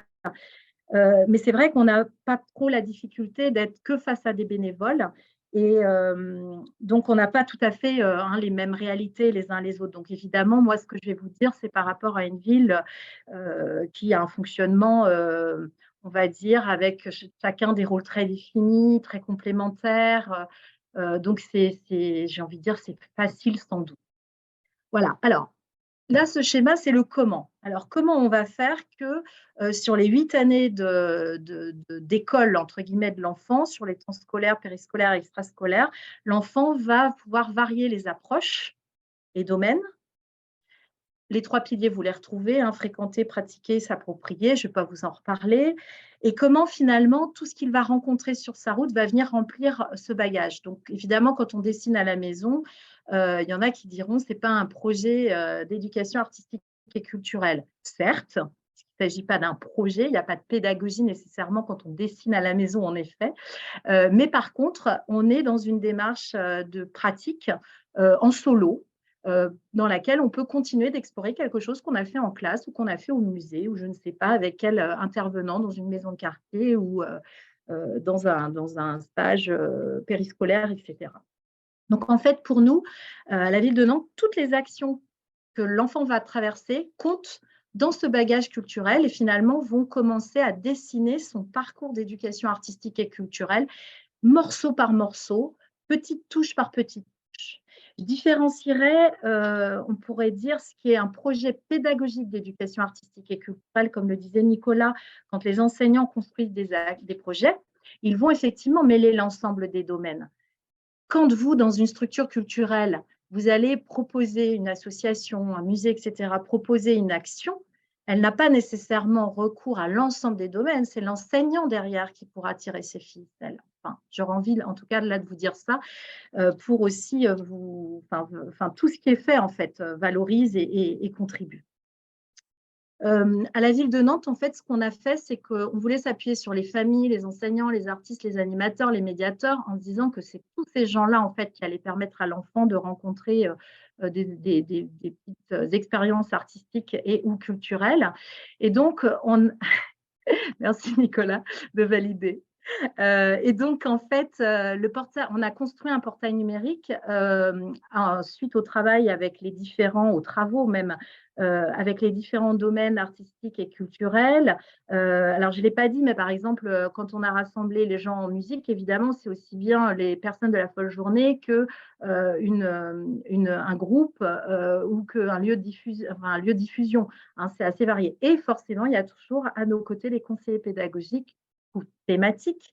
Nous, on a eu la chance d'avoir un Dany Dodin, on a eu Soisic Chaperon pendant quelques années qui nous a permis vraiment justement de faire émerger les actions patrimoine avec beaucoup de qualifications, je dirais, et d'accompagnement des structures à Nantes. Mais c'est vrai que sinon, tous les domaines ne sont pas toujours représentés dans le premier degré, en tout cas pour l'éducation nationale. Je dirais que ce portail, c'est la partie visible de l'iceberg. Je ne vais pas vous en parler plus que là, on vous donnera le lien, vous pourrez aller le voir. C'est un lieu où on rassemble un annuaire en fait, des structures culturelles, plus de 250, je ne vais pas compter, mais on est près de 300, je crois, aujourd'hui. Il y a également le répertoire des projets qui sont proposés aux enseignants sur lesquels ils candidatent.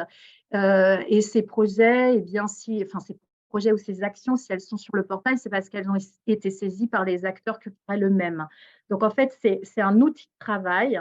C'est vraiment un outil interactif entre les écoles, les structures culturelles, les services de la ville, l'inspection académique. Léo Lagrange-Ouest, dans notre langage à Nantes, c'est en fait l'acteur qui a la délégation de service public pour gérer le périscolaire. On peut passer au suivant parce que voilà, je peux aller loin, mais je crois qu'il faut que j'aille vite aussi. Donc, comme je vous le disais, au niveau de la ville, à la direction de l'éducation, on vise vraiment, on s'intéresse à la place de l'enfant et l'épanouissement de l'enfant dans tous les projets, dans toutes les actions, dans tous les moments où il va être en lien avec la culture. L'éducation nationale aussi a cette préoccupation, les structures culturelles aussi, vous l'avez évidemment. Nous, on a une expertise complémentaire à côté de l'éducation nationale et aux côtés de vous, les acteurs culturels. Donc, on avait développé des axes pour favoriser l'épanouissement de l'enfant, puisque pour nous, toutes ces actions, elles concourent à ça, elles doivent concourir à ça. Donc, la qualité de l'offre et l'équité des attributions, on essaye et on travaille depuis des années pour avoir recensé l'offre, proposer une offre claire et organisée qu'on a organisés par domaine, mais aussi par catégorie de projet. Je donnerai un petit exemple tout à l'heure. On va recenser les demandes des enseignants et attribuer les projets à chaque classe candidate, au moins un par an. À Nantes, encore une fois, comme on a un peu la richesse de notre territoire, c'est plutôt 3 à 4 actions qui peuvent être attribuées aux classes. Alors, quand on parle d'actions, vous pouvez tout à fait imaginer que là, je suis pas que sur le patrimoine et qu'on peut tout à fait imaginer qu'une classe de CE2 dans une école, elle va demander ou obtenir à la fois un concert, qu'un itinéraire du patrimoine ou qu'un atelier de danse avec une compagnie, hein. Donc, ça peut être assez varié. On essaye de rendre équitable également l'attribution des projets entre l'ensemble de ces classes. Avant que j'arrive, j'ai pu faire une petite étude. Il y avait à peu près 400 classes qui bénéficiaient de projets, enfin en tout cas de partenariats avec des structures ou qui participaient à des spectacles, des choses comme ça, enfin, qui venaient en tant que spectateurs avec leur classe. Évidemment, 400 sur les 950 classes, ce n'était pas assez. Le portail, en 2 ans, nous a permis de doubler ce chiffre. Donc, on sait que la diffusion de l'information, l'accompagnement, la mise en place de rencontres, de réunions régulières entre éducation et culture est effectivement hyper intéressante pour ça, et quelle que soit la grandeur du territoire, en fait, bien sûr. La cohérence du parcours, j'en ai parlé rapidement tout à l'heure, c'est vraiment comment les 8 années de l'enfant sur les 3 temps, elles sont pensées, ces 8 années. Comment on structure ces ressources en diversifiant les domaines et les approches, donc fréquenter, pratiquer, s'approprier les 11 domaines dont je parlais tout à l'heure et les sous-domaines que je donnais par exemple dans le patrimoine. Vous imaginez évidemment que c'est pareil dans l'ensemble des domaines. La complémentarité, la continuité des actions, c'est très, très important. Nicolas en parlait tout à l'heure aussi sur, en plus des piliers, la cohérence, la complémentarité, la continuité d'une année sur l'autre ou dans l'année ou dans une même école quand l'enfant grandit, etc. Est-ce que l'école choisit tous les ans de faire un peu de danse mais en progression, ou au contraire, on fait de la danse en CP, on fait en CE1 de la musique, etc. etc. Tout ça, c'est des projets de classe, des projets d'école, et c'est hyper important d'avoir ces clés-là en tant qu'acteur culturel pour bien comprendre comment on peut travailler avec l'éducation nationale. Chaque enfant doit être acteur de son parcours. Alors évidemment, quand on a 2 ans et demi, 11 ans, même 15 ans, qu'est-ce que ça veut dire? Ça veut dire simplement que derrière, on ne souhaite pas qu'il puisse choisir. On le sait, que la plupart du temps, ce sont des adultes qui choisissent pour l'enfant, notamment dans une classe. Parfois, il y a quelques opérations, quelques tentatives comme ça d'associer les enfants au choix. Enfin là, c'est quand même pas le plus courant, hein, on le sait bien. En tout cas, donc la découverte des œuvres, la pratique, alternance des domaines. Évidemment que si à l'enfant, pendant les 4 années, par exemple, où il va être de CP à CM2, il va finalement, alors ça fait 5, je crois, il va finalement imaginer tous les ans aller au château, bien, il y a une petite faille là, c'est dommageable. Donc en fait, pour faciliter ça, justement, le portail, depuis 5-6 ans maintenant, on a un historique finalement de ce à quoi ont pu, enfin, les bénéfices, enfin, les actions qui ont été attribuées aux classes. Et ça permet aux enseignants de se dire, ah oui, tiens, voilà, les CP de l'année dernière, ils ont plus travaillé ça, ou alors les CE1, il y a 2 ans, ils ont fait ça, là, j'ai les CM2, alors comment je peux, voilà. Ça aide énormément un petit peu les équipes à se positionner. Et quand il n'y a pas d'équipe en tant que telle, parce qu'il ne faut pas rêver, hein, il y a des équipes qui n'arrivent pas à se parler, à se mettre d'accord. Nous, on part du principe que l'enfant étant justement devant s'épanouir, on donne des outils à l'enseignant qui, tout seul, dans son coin, aurait envie de savoir ce qui s'est passé pour l'enfant avant. Très important pour nous de concilier l'émulation collective et l'émotion individuelle. Ce n'est pas parce qu'on est dans une classe qu'évidemment, et vous le savez, même en médiation, chaque enfant vit quelque chose de différent. Comment on fait pour que chacun, on puisse le capter à un moment donné, qu'il se passe quelque chose pour lui, et comment en même temps on entretient du collectif. Je dis aussi souvent, par exemple, dans les projets, on a tendance à séparer les classes et faire des petits groupes, etc. Alors évidemment, pour plein de moments, c'est intéressant. Ça permet d'approfondir, d'aller plus loin.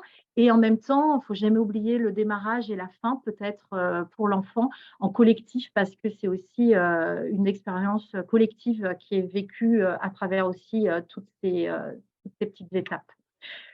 C'est très important pour nous de faire attention à la connaissance du quartier, c'est-à-dire qu'on va valoriser dans certaines attributions le fait d'attribuer à une école entière le fait de travailler avec le petit théâtre à côté ou le musée à côté ou une association qui se trouve juste à côté, et en même temps les allers-retours avec les parties dédiées à la ville qui ne concerneraient jamais l'enfant.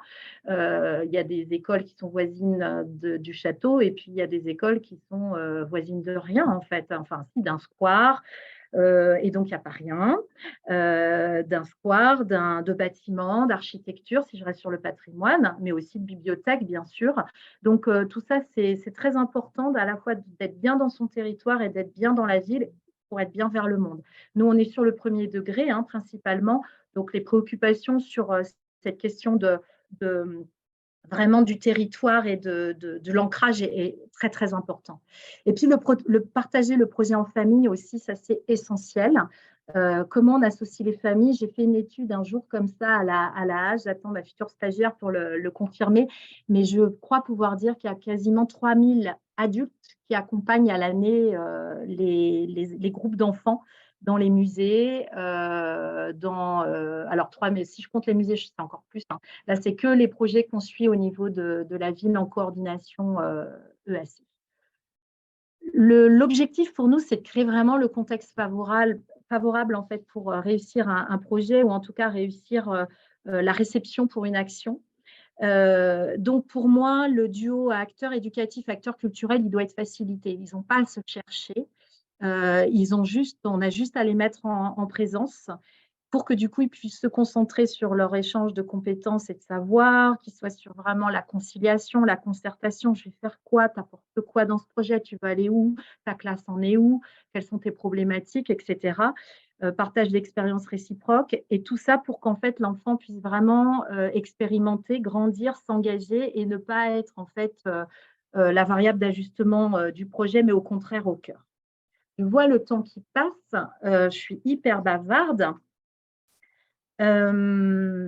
Alors, je vais aller plus vite sur ces diapos-là, je ne vais pas les faire en détail parce que ça mériterait sans doute d'explorer peut-être davantage la structuration, mais ce que j'ai envie de vous dire en vous montrant ces diapos-là, c'est qu'en fait, pour que justement l'enfant ait sa place et que le duo éducation-culture, hein, pour faire simple, hein, le binôme, le trio, enfin peu importe après qui sont les adultes qui portent une action ensemble ou qui mènent un projet ensemble, je pense qu'avec nos partenaires de l'éducation nationale comme les acteurs culturels, on s'est dit, voilà, on va organiser tout ça et on va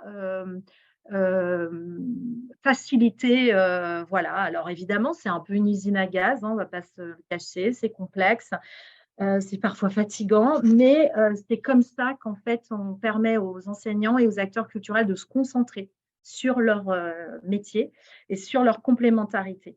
On ne demande pas à un enseignant de devenir un médiateur culturel comme va l'être un bénévole ou un médiateur sur un site, par exemple, naturel. Christophe parlait tout à l'heure du fait d'avoir des artistes qui sont donc en création, par exemple. Alors, évidemment que si le danseur qui vient dans la classe avec l'enseignant est devenu un enseignant de danse, ça ne nous intéresse pas, puisque ce qui nous intéresse, c'est que lui arrive avec peut-être une dimension pédagogique qui n'est pas, c'est pas son fort, mais par contre, il est quand même dans la transmission et il apprend aussi à l'être, mais surtout, il est là parce qu'il est artiste, en fait. Et donc, c'est vraiment ce duo qui compte. Donc, je passe les 3 possibilités, etc. Je pourrais en parler, mais juste vous dire que sur la premier cadre, réserver une visite, un atelier, moi, je n'ai pas le recensement total des actions et le portail ne récolte pas au niveau de la ville les inscriptions pour la bibliothèque, les musées, le chronographe, les châteaux, planétarium, etc. Pas du tout, ça on laisse faire en direct. Par contre, sur monter un projet sur mesure, ils ont l'annuaire pour aller chercher les partenaires. Et sur la candidature, là, on a un gros boulot. Puisque chaque année, on a 148, enfin à peu près une centaine de projets ou d'actions qui sont proposés aux écoles. Donc, je vous propose de passer à la… Alors, oui, j'ai mis le déplacement sur le réseau TAN parce que j'ai bien entendu la question du transport. C'est juste en dessous. Merci, Sophie. Évidemment, voilà, regardez aussi, il n'y a pas que l'éducation nationale qui peut vous aiguiller sur comment contribuer au PEAC des enfants sur votre territoire. C'est aussi la collectivité de laquelle vous dépendez pour essayer de voir d'abord s'ils ont des CLEA, etc. Christophe va vous en parler, mais aussi comment ils prennent en charge ces déplacements. Nous, par exemple, même si on n'a pas besoin forcément de car, on peut en avoir besoin, mais surtout, on a besoin de tickets de TAN pour les bus de la ville. Donc, du coup, il faut quand même faire les demandes et suivre ça. C'est un énorme budget à l'année, hein, vous imaginez bien, qui vient s'adosser au budget culture. Là, je passe rapidement, mais en tant qu'acteur culturel, en fait, on a organisé les choses comme ça. Au minimum, tout le monde peut figurer à l'annuaire des structures culturelles à partir du moment où vous apportez quelque chose en plus qu'un enseignant. Je fais très simple. Sur les projets, pour déposer des propositions qui sont proposées aux écoles. Du coup, là, on travaille vraiment éducation nationale et ville, main dans la main avec les structures pour qualifier les actions, préciser les niveaux, vraiment, voilà, faire le point là-dessus. Et pourquoi pas, des fois, même les mettre en relation différentes structures entre elles qui, du coup, déposent une proposition ensemble. On peut passer à la suivante. Ça me paraît, j'ai juste envie d'être un petit peu là-dessus parce que ça, c'est par exemple ce qu'on donne tous les ans au mois de mars, on rassemble l'ensemble des acteurs culturels du territoire, tous domaines confondus, avec les collègues de l'éducation nationale et on présente le panorama des actions en cours, les nouveautés, ce qui fonctionne moins bien. Et suite à un COPIL, là, on est sur le niveau partenarial institution entre la DRAC, donc l'inspection académique pour nous, pour le premier degré, et puis les élus de la ville de Nantes. On se met tous les ans autour de la table en décembre, janvier, pour se dire, voilà, ce qu'on est en train de faire en ce moment tous ensemble, c'est ça. Est-ce que ça marche? Est-ce qu'il y a des trous dans la raquette? Est-ce qu'il y a des niveaux qui ne sont pas comblés? Est-ce qu'il y a des domaines qui ne sont pas assez pourvus, etc., etc. Et c'est quand on fait ça qu'on ensuite, effectivement, en mars, on rassemble l'ensemble des acteurs pour leur présenter finalement le cadre pour construire les propositions de l'année suivante. Ils sont déjà en train d'y penser, hein, là, évidemment, en ce moment, comme vous. Hein. Mais du coup, voilà, on met tout le monde au travail à un moment en même temps, en disant voilà où on en est, voilà vers quoi on aimerait aller avec vous l'année prochaine. Et là, j'ai envie d'attirer votre attention sur une chose. Donc, il y a toujours des choses qui sont reconduites d'une année sur l'autre, des choses qui sont nouvelles. Il y a une diversité des projets et je trouve ça très important que chaque acteur culturel dans son domaine, par rapport à son domaine et à ses collègues de son domaine, on pourrait dire, ou dans les autres domaines, et cette vision-là de à quoi je contribue moi, dans quoi je m'inscris et voilà, dans quel espace-temps aussi, c'est très, très important. On s'attache à chaque cycle, qu'est-ce qu'on propose, qu'est-ce qui manque, etc. Et les catégories qu'on a construites pareil avec les acteurs éducatifs et culturels au fil des années, c'est découvrir, explorer, approfondir. Découvrir, c'est une rencontre ponctuelle, aller à un concert, c'est une action, découvrir.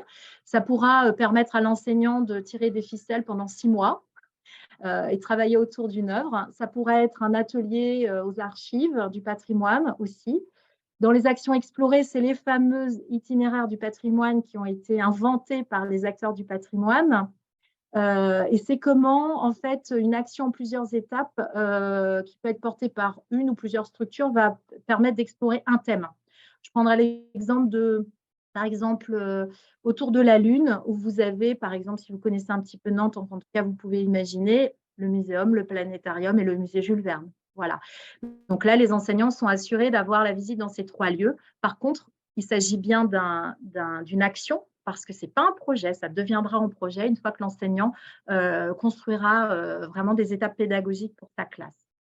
Dans les approfondir, on part de propositions culturelles d'artistes ou de structures culturelles, du patrimoine par exemple, où là, on est vraiment dans une pratique un peu plus approfondie.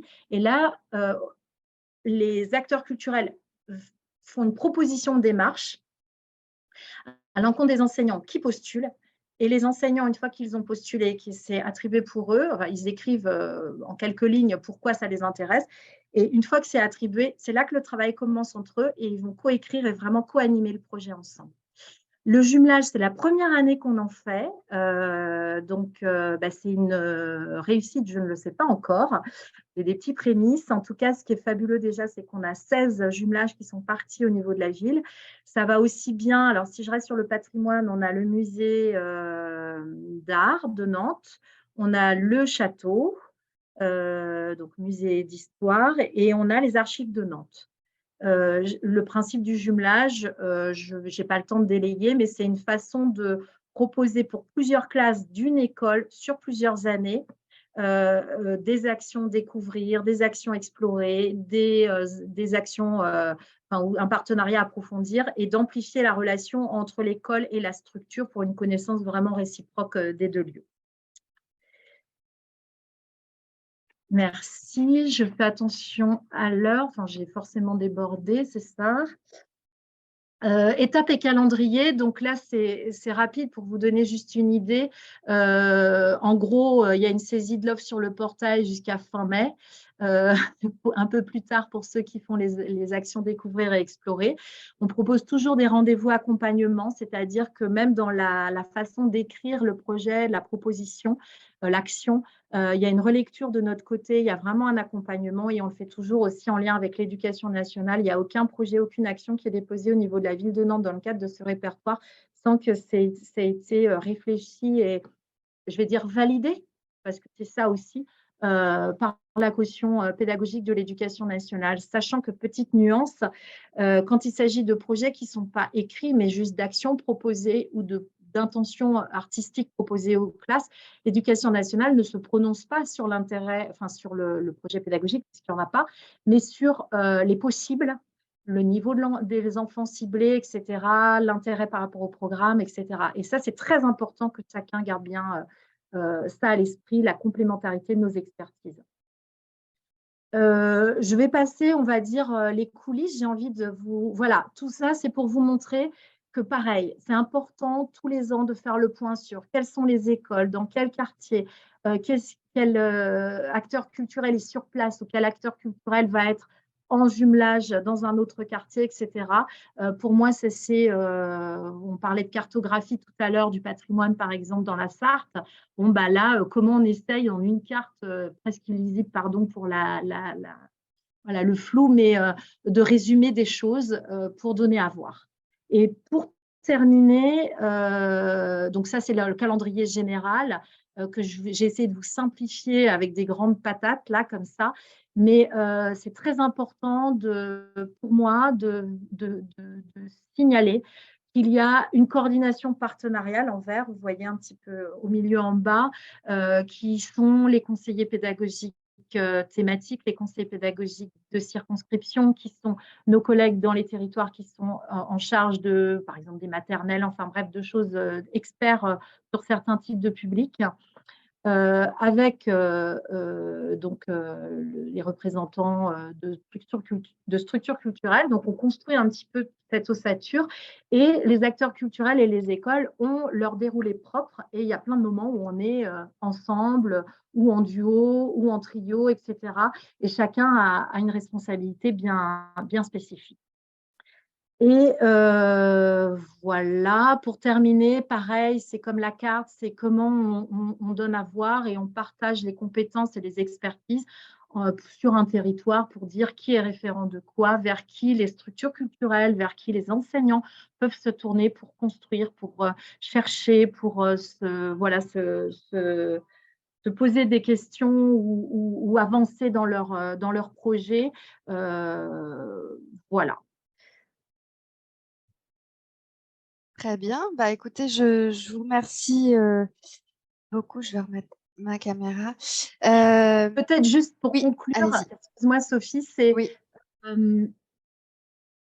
En fait, plus on structure sur un territoire ensemble, plus on porte ensemble les choses et plus chacun fait ce qu'il a à faire. et c'est au bénéfice de l'enfant. Voilà. Très bien. Je vous remercie beaucoup, Anne-Pascale.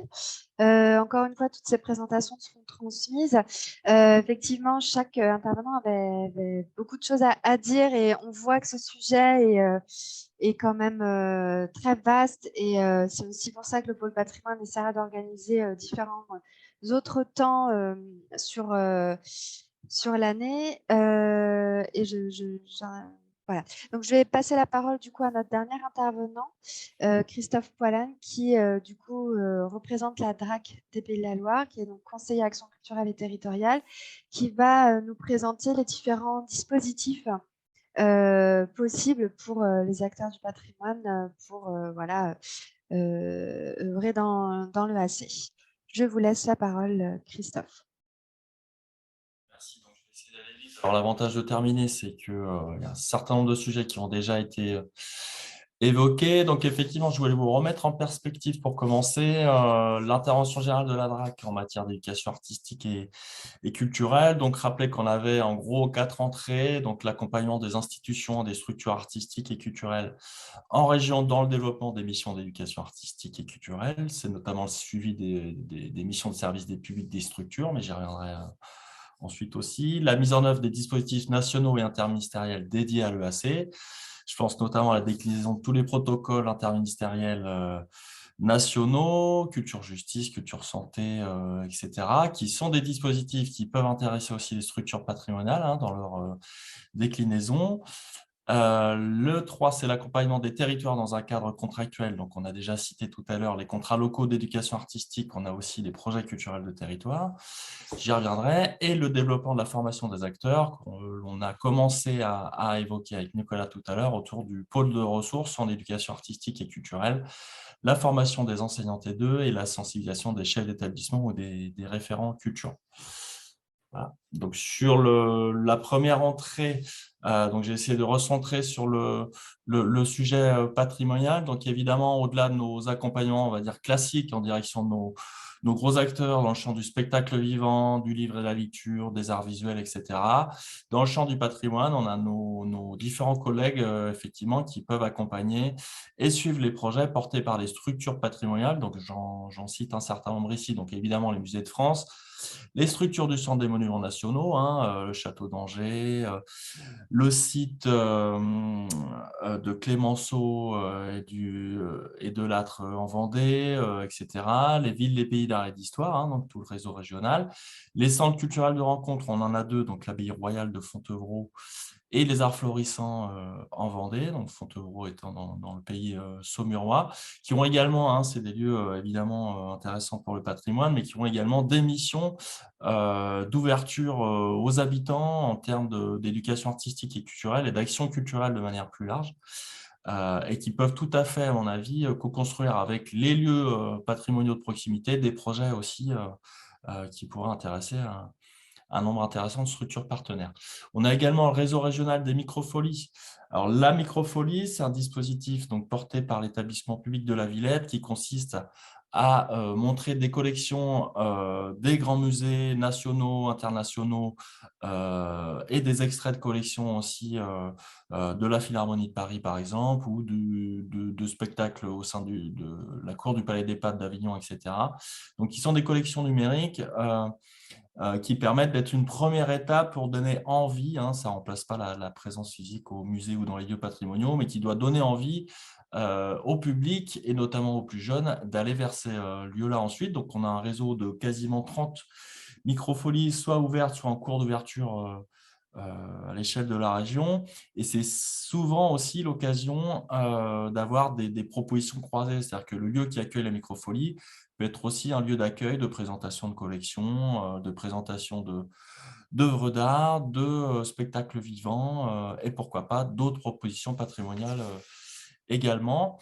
Je cite également le champ de l'architecture avec des partenaires qu'on connaît bien, l'Ardepa et les CAUE en région, et dans le champ de l'archéologie, alors le laboratoire Arcantique notamment, mais aussi les opérateurs du champ archéologique, Archéodunum et l'INRAP, qui sont des structures qui, au-delà de leur métier premier dans le champ de l'archéologie, font aussi beaucoup de médiation autour du patrimoine. Et ça peut être aussi l'occasion pour vous d'avoir des propositions croisées entre un lieu du patrimoine et un chantier de fouilles d'archéologie préventive, par exemple. Voilà pour cette entrée-là. Sur l'accompagnement des territoires, donc effectivement, je m'excuse, hein, mes diapositives sont très denses, mais comme ça, vous aurez l'information assez complète lorsqu'on vous les transférera. La DRAC a une politique très dynamique aux côtés de l'éducation nationale, parfois aussi aux côtés des conseils départementaux, dans l'accompagnement des collectivités territoriales, alors soit les grandes villes, soit les EPCI, donc les intercommunalités de plus de 30 000, les villes de plus de 30 000 habitants, et les EPCI, donc les intercommunalités qui ont plusieurs communes. Donc, l'entrée, elle est plutôt orientée autour justement du champ éducation artistique et culturelle, avec l'idée d'accompagner ces collectivités dans l'élargissement, l'approfondissement, la structuration de leur politique d'éducation artistique et culturelle sur l'ensemble des champs artistiques et culturels, justement. Et donc, ça peut évidemment concerner le champ patrimonial. On fait le constat d'ailleurs que c'est un champ qui n'est pas si exploité que ça dans ces contrats.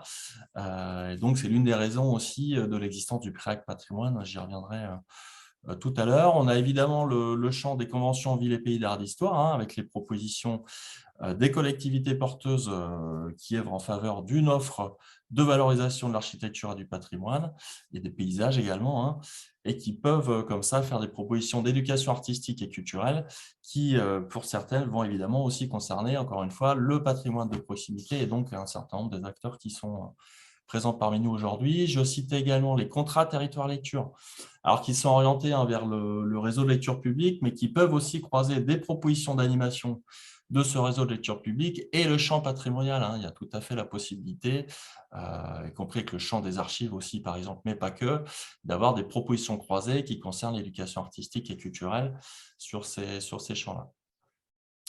Voilà.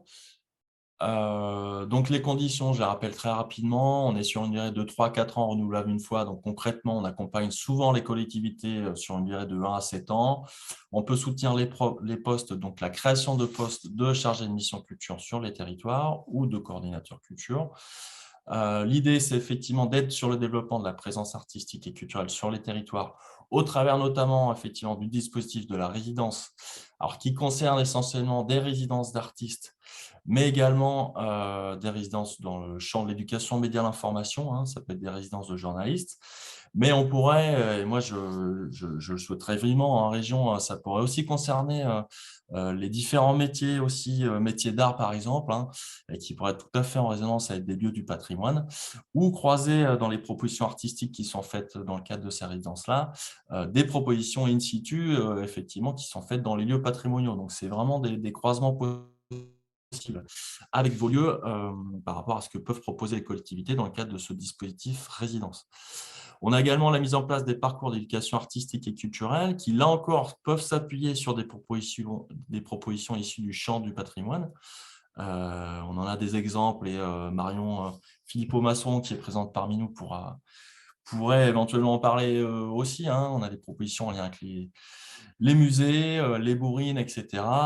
Et en tout cas, la possibilité pour vous, dans le cadre de ces conventionnements, de ces contrats locaux d'éducation artistique et culturelle, la possibilité d'avoir des propositions qui concernent le champ patrimonial et donc ces parcours d'éducation artistique et culturelle sur les 3 piliers qui ont été évoqués par Nicolas tout à l'heure. Donc, l'association des acteurs locaux, ça peut effectivement vous concerner. L'idée, ce n'est pas de parachuter des dispositifs qui viennent de Paris ou qui sont issus de dispositifs nationaux, etc., mais de travailler en concertation aussi avec les ressources en local pour développer, étoffer, qualifier les projets ensemble sur chacun de ces territoires-là. On a également cette entrée formation à l'attention des encadrants de jeunes. Donc, Nicolas l'évoquait tout à l'heure, mais c'est aussi évidemment donc, les enseignants, mais aussi les encadrants jeunesse en général, plutôt sur des entrées formation croisées et formation action. C'est-à-dire qu'on souhaite que les personnes en formation puissent tester elles-mêmes des propositions qu'elles seraient ensuite en capacité de reproposer au public qu'elles ont en gestion ensuite sur le territoire. Donc, comme je disais tout à l'heure, la dimension patrimoniale sur ces contrats, elle est encore à développer fortement. On constate en région de manière générale, malgré une offre existante dans le champ du patrimoine, ce n'est pas tellement le sujet que les enseignants ou les encadrants jeunes, ou en tout cas les projets EAC, on a très peu de retours finalement par rapport aux propositions qui existent. Voilà pour cette diapo. Alors, effectivement, voilà. Donc, du coup, je vous ai fait un peu la liste de l'existant en termes de dispositifs. Je ne sais pas si je vais revenir sur tout, mais il existe un certain nombre de dispositifs que vous connaissez sans doute pour certains, mais qui peuvent être mobilisés et qui peuvent croiser effectivement les envies des enseignants de travailler autour des enjeux, des questions patrimoniales et les lieux patrimoniaux qui seraient amenés à faire des propositions dans ce champ EAC. Donc, je citais la classe L'Œuvre, qui est un dispositif plutôt porté par les musées, mais qui peut aussi s'imaginer autrement avec des lieux du patrimoine. Une école, un chantier des métiers qui permet pendant le temps de travaux ou de restauration ou de fouilles archéologiques, d'avoir des projets spécifiques autour d'objets ou sur la fouille en elle-même ou sur la restauration ou les travaux, de travailler des spécificités avec les élèves pour redécouvrir encore une fois leur patrimoine. Donc, je vous laisse le lien, vous pourrez aller voir par vous-même. On a aussi d'autres types de dispositifs sur la diapo suivante. Donc, lever les yeux, effectivement, on l'évoquait un peu tout à l'heure dans une question. Donc, il y a une journée un peu de préparation destinée au monde scolaire, donc qui précède effectivement les journées européennes du patrimoine, voire les journées nationales de l'architecture, qui sont des journées donc spécifiques dédiées à l'ouverture des lieux patrimoniaux pour les enseignants et les élèves qui souhaitent découvrir le patrimoine en amont des week-ends spécifiques dédiés à ces journées-là. Et j'ai ouvert également au dispositif C'est mon patrimoine, alors qui est là un dispositif qui n'est pas scolaire, puisqu'on est plutôt sur le temps des grandes vacances, juillet-août, enfin sur l'ensemble des temps de vacances, mais c'est souvent juillet-août, et qui propose donc de faire découvrir, redécouvrir le patrimoine aux jeunes issus des zones prioritaires, donc plutôt les quartiers prioritaires de la politique de la ville, les zones rurales isolées, etc. Donc, un lieu de leur patrimoine, en croisant aussi, là encore, avec des disciplines artistiques qui permettent aussi une revalorisation du lieu autrement, dans le champ du spectacle vivant, du cinéma, des arts plastiques, des multimédias, etc. Donc là, on est plutôt sur le champ de la jeunesse et non des élèves, mais c'est encore un dispositif mobilisable aussi par les structures patrimoniales, qu'elles soient de proximité ou non. Voilà, et donc pour finir, effectivement, la formation des acteurs. Donc sur le préacte patrimoine, comme le disait Nicolas tout à l'heure, on vient de lancer en septembre dernier ce pôle de ressources en éducation artistique et culturelle, donc avec le recrutement de Joséphine Hubert, que je salue puisque je sais qu'elle est présente parmi nous aujourd'hui, donc qui en charge le lancement de ce préac, donc il y a eu la réunion de plusieurs comités de pilotage et des comités techniques spécifiques.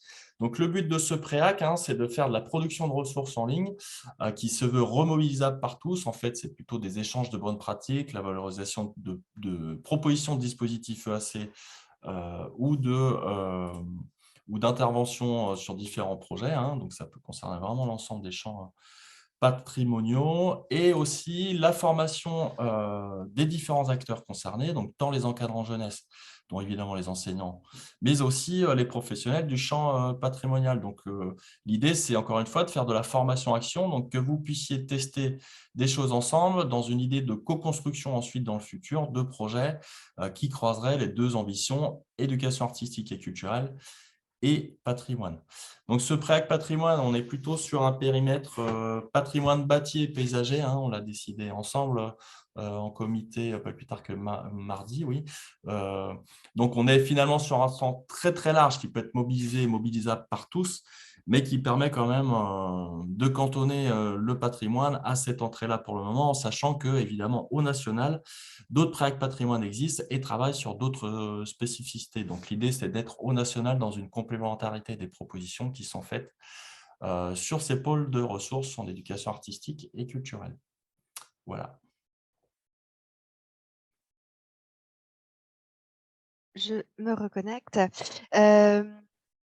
Oui, est-ce que Joséphine Hubert souhaitait peut-être intervenir ou compléter l'apport de Christophe Poilane, je ne sais pas. Non, c'est gentil, merci beaucoup, mais c'était convenu avec Christophe que la parole était entièrement pour lui, donc je suis là juste par soutien.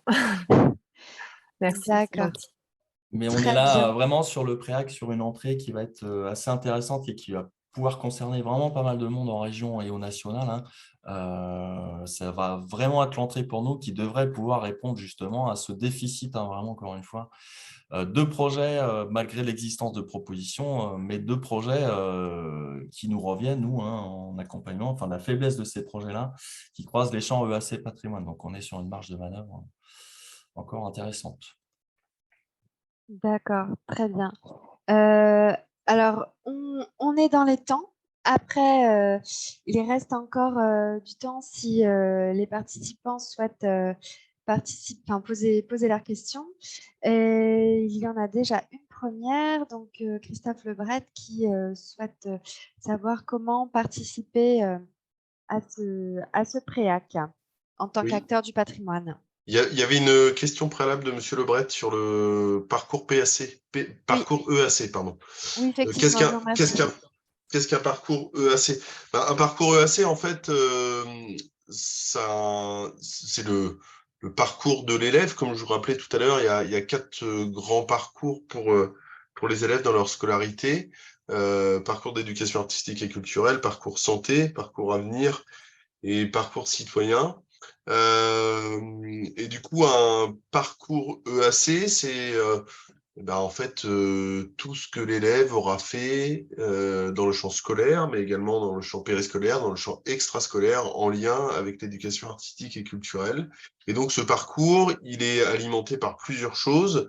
Et Anne Pascal l'a rappelé fort judicieusement dans sa présentation. Il est alimenté par évidemment des projets qui sont faits dans le cadre scolaire, donc là qui sont quand même des éléments qui nécessitent une réflexion pédagogique assez appuyée, assez poussée en équipe et qui nécessitent même parfois des moyens assez conséquents. Il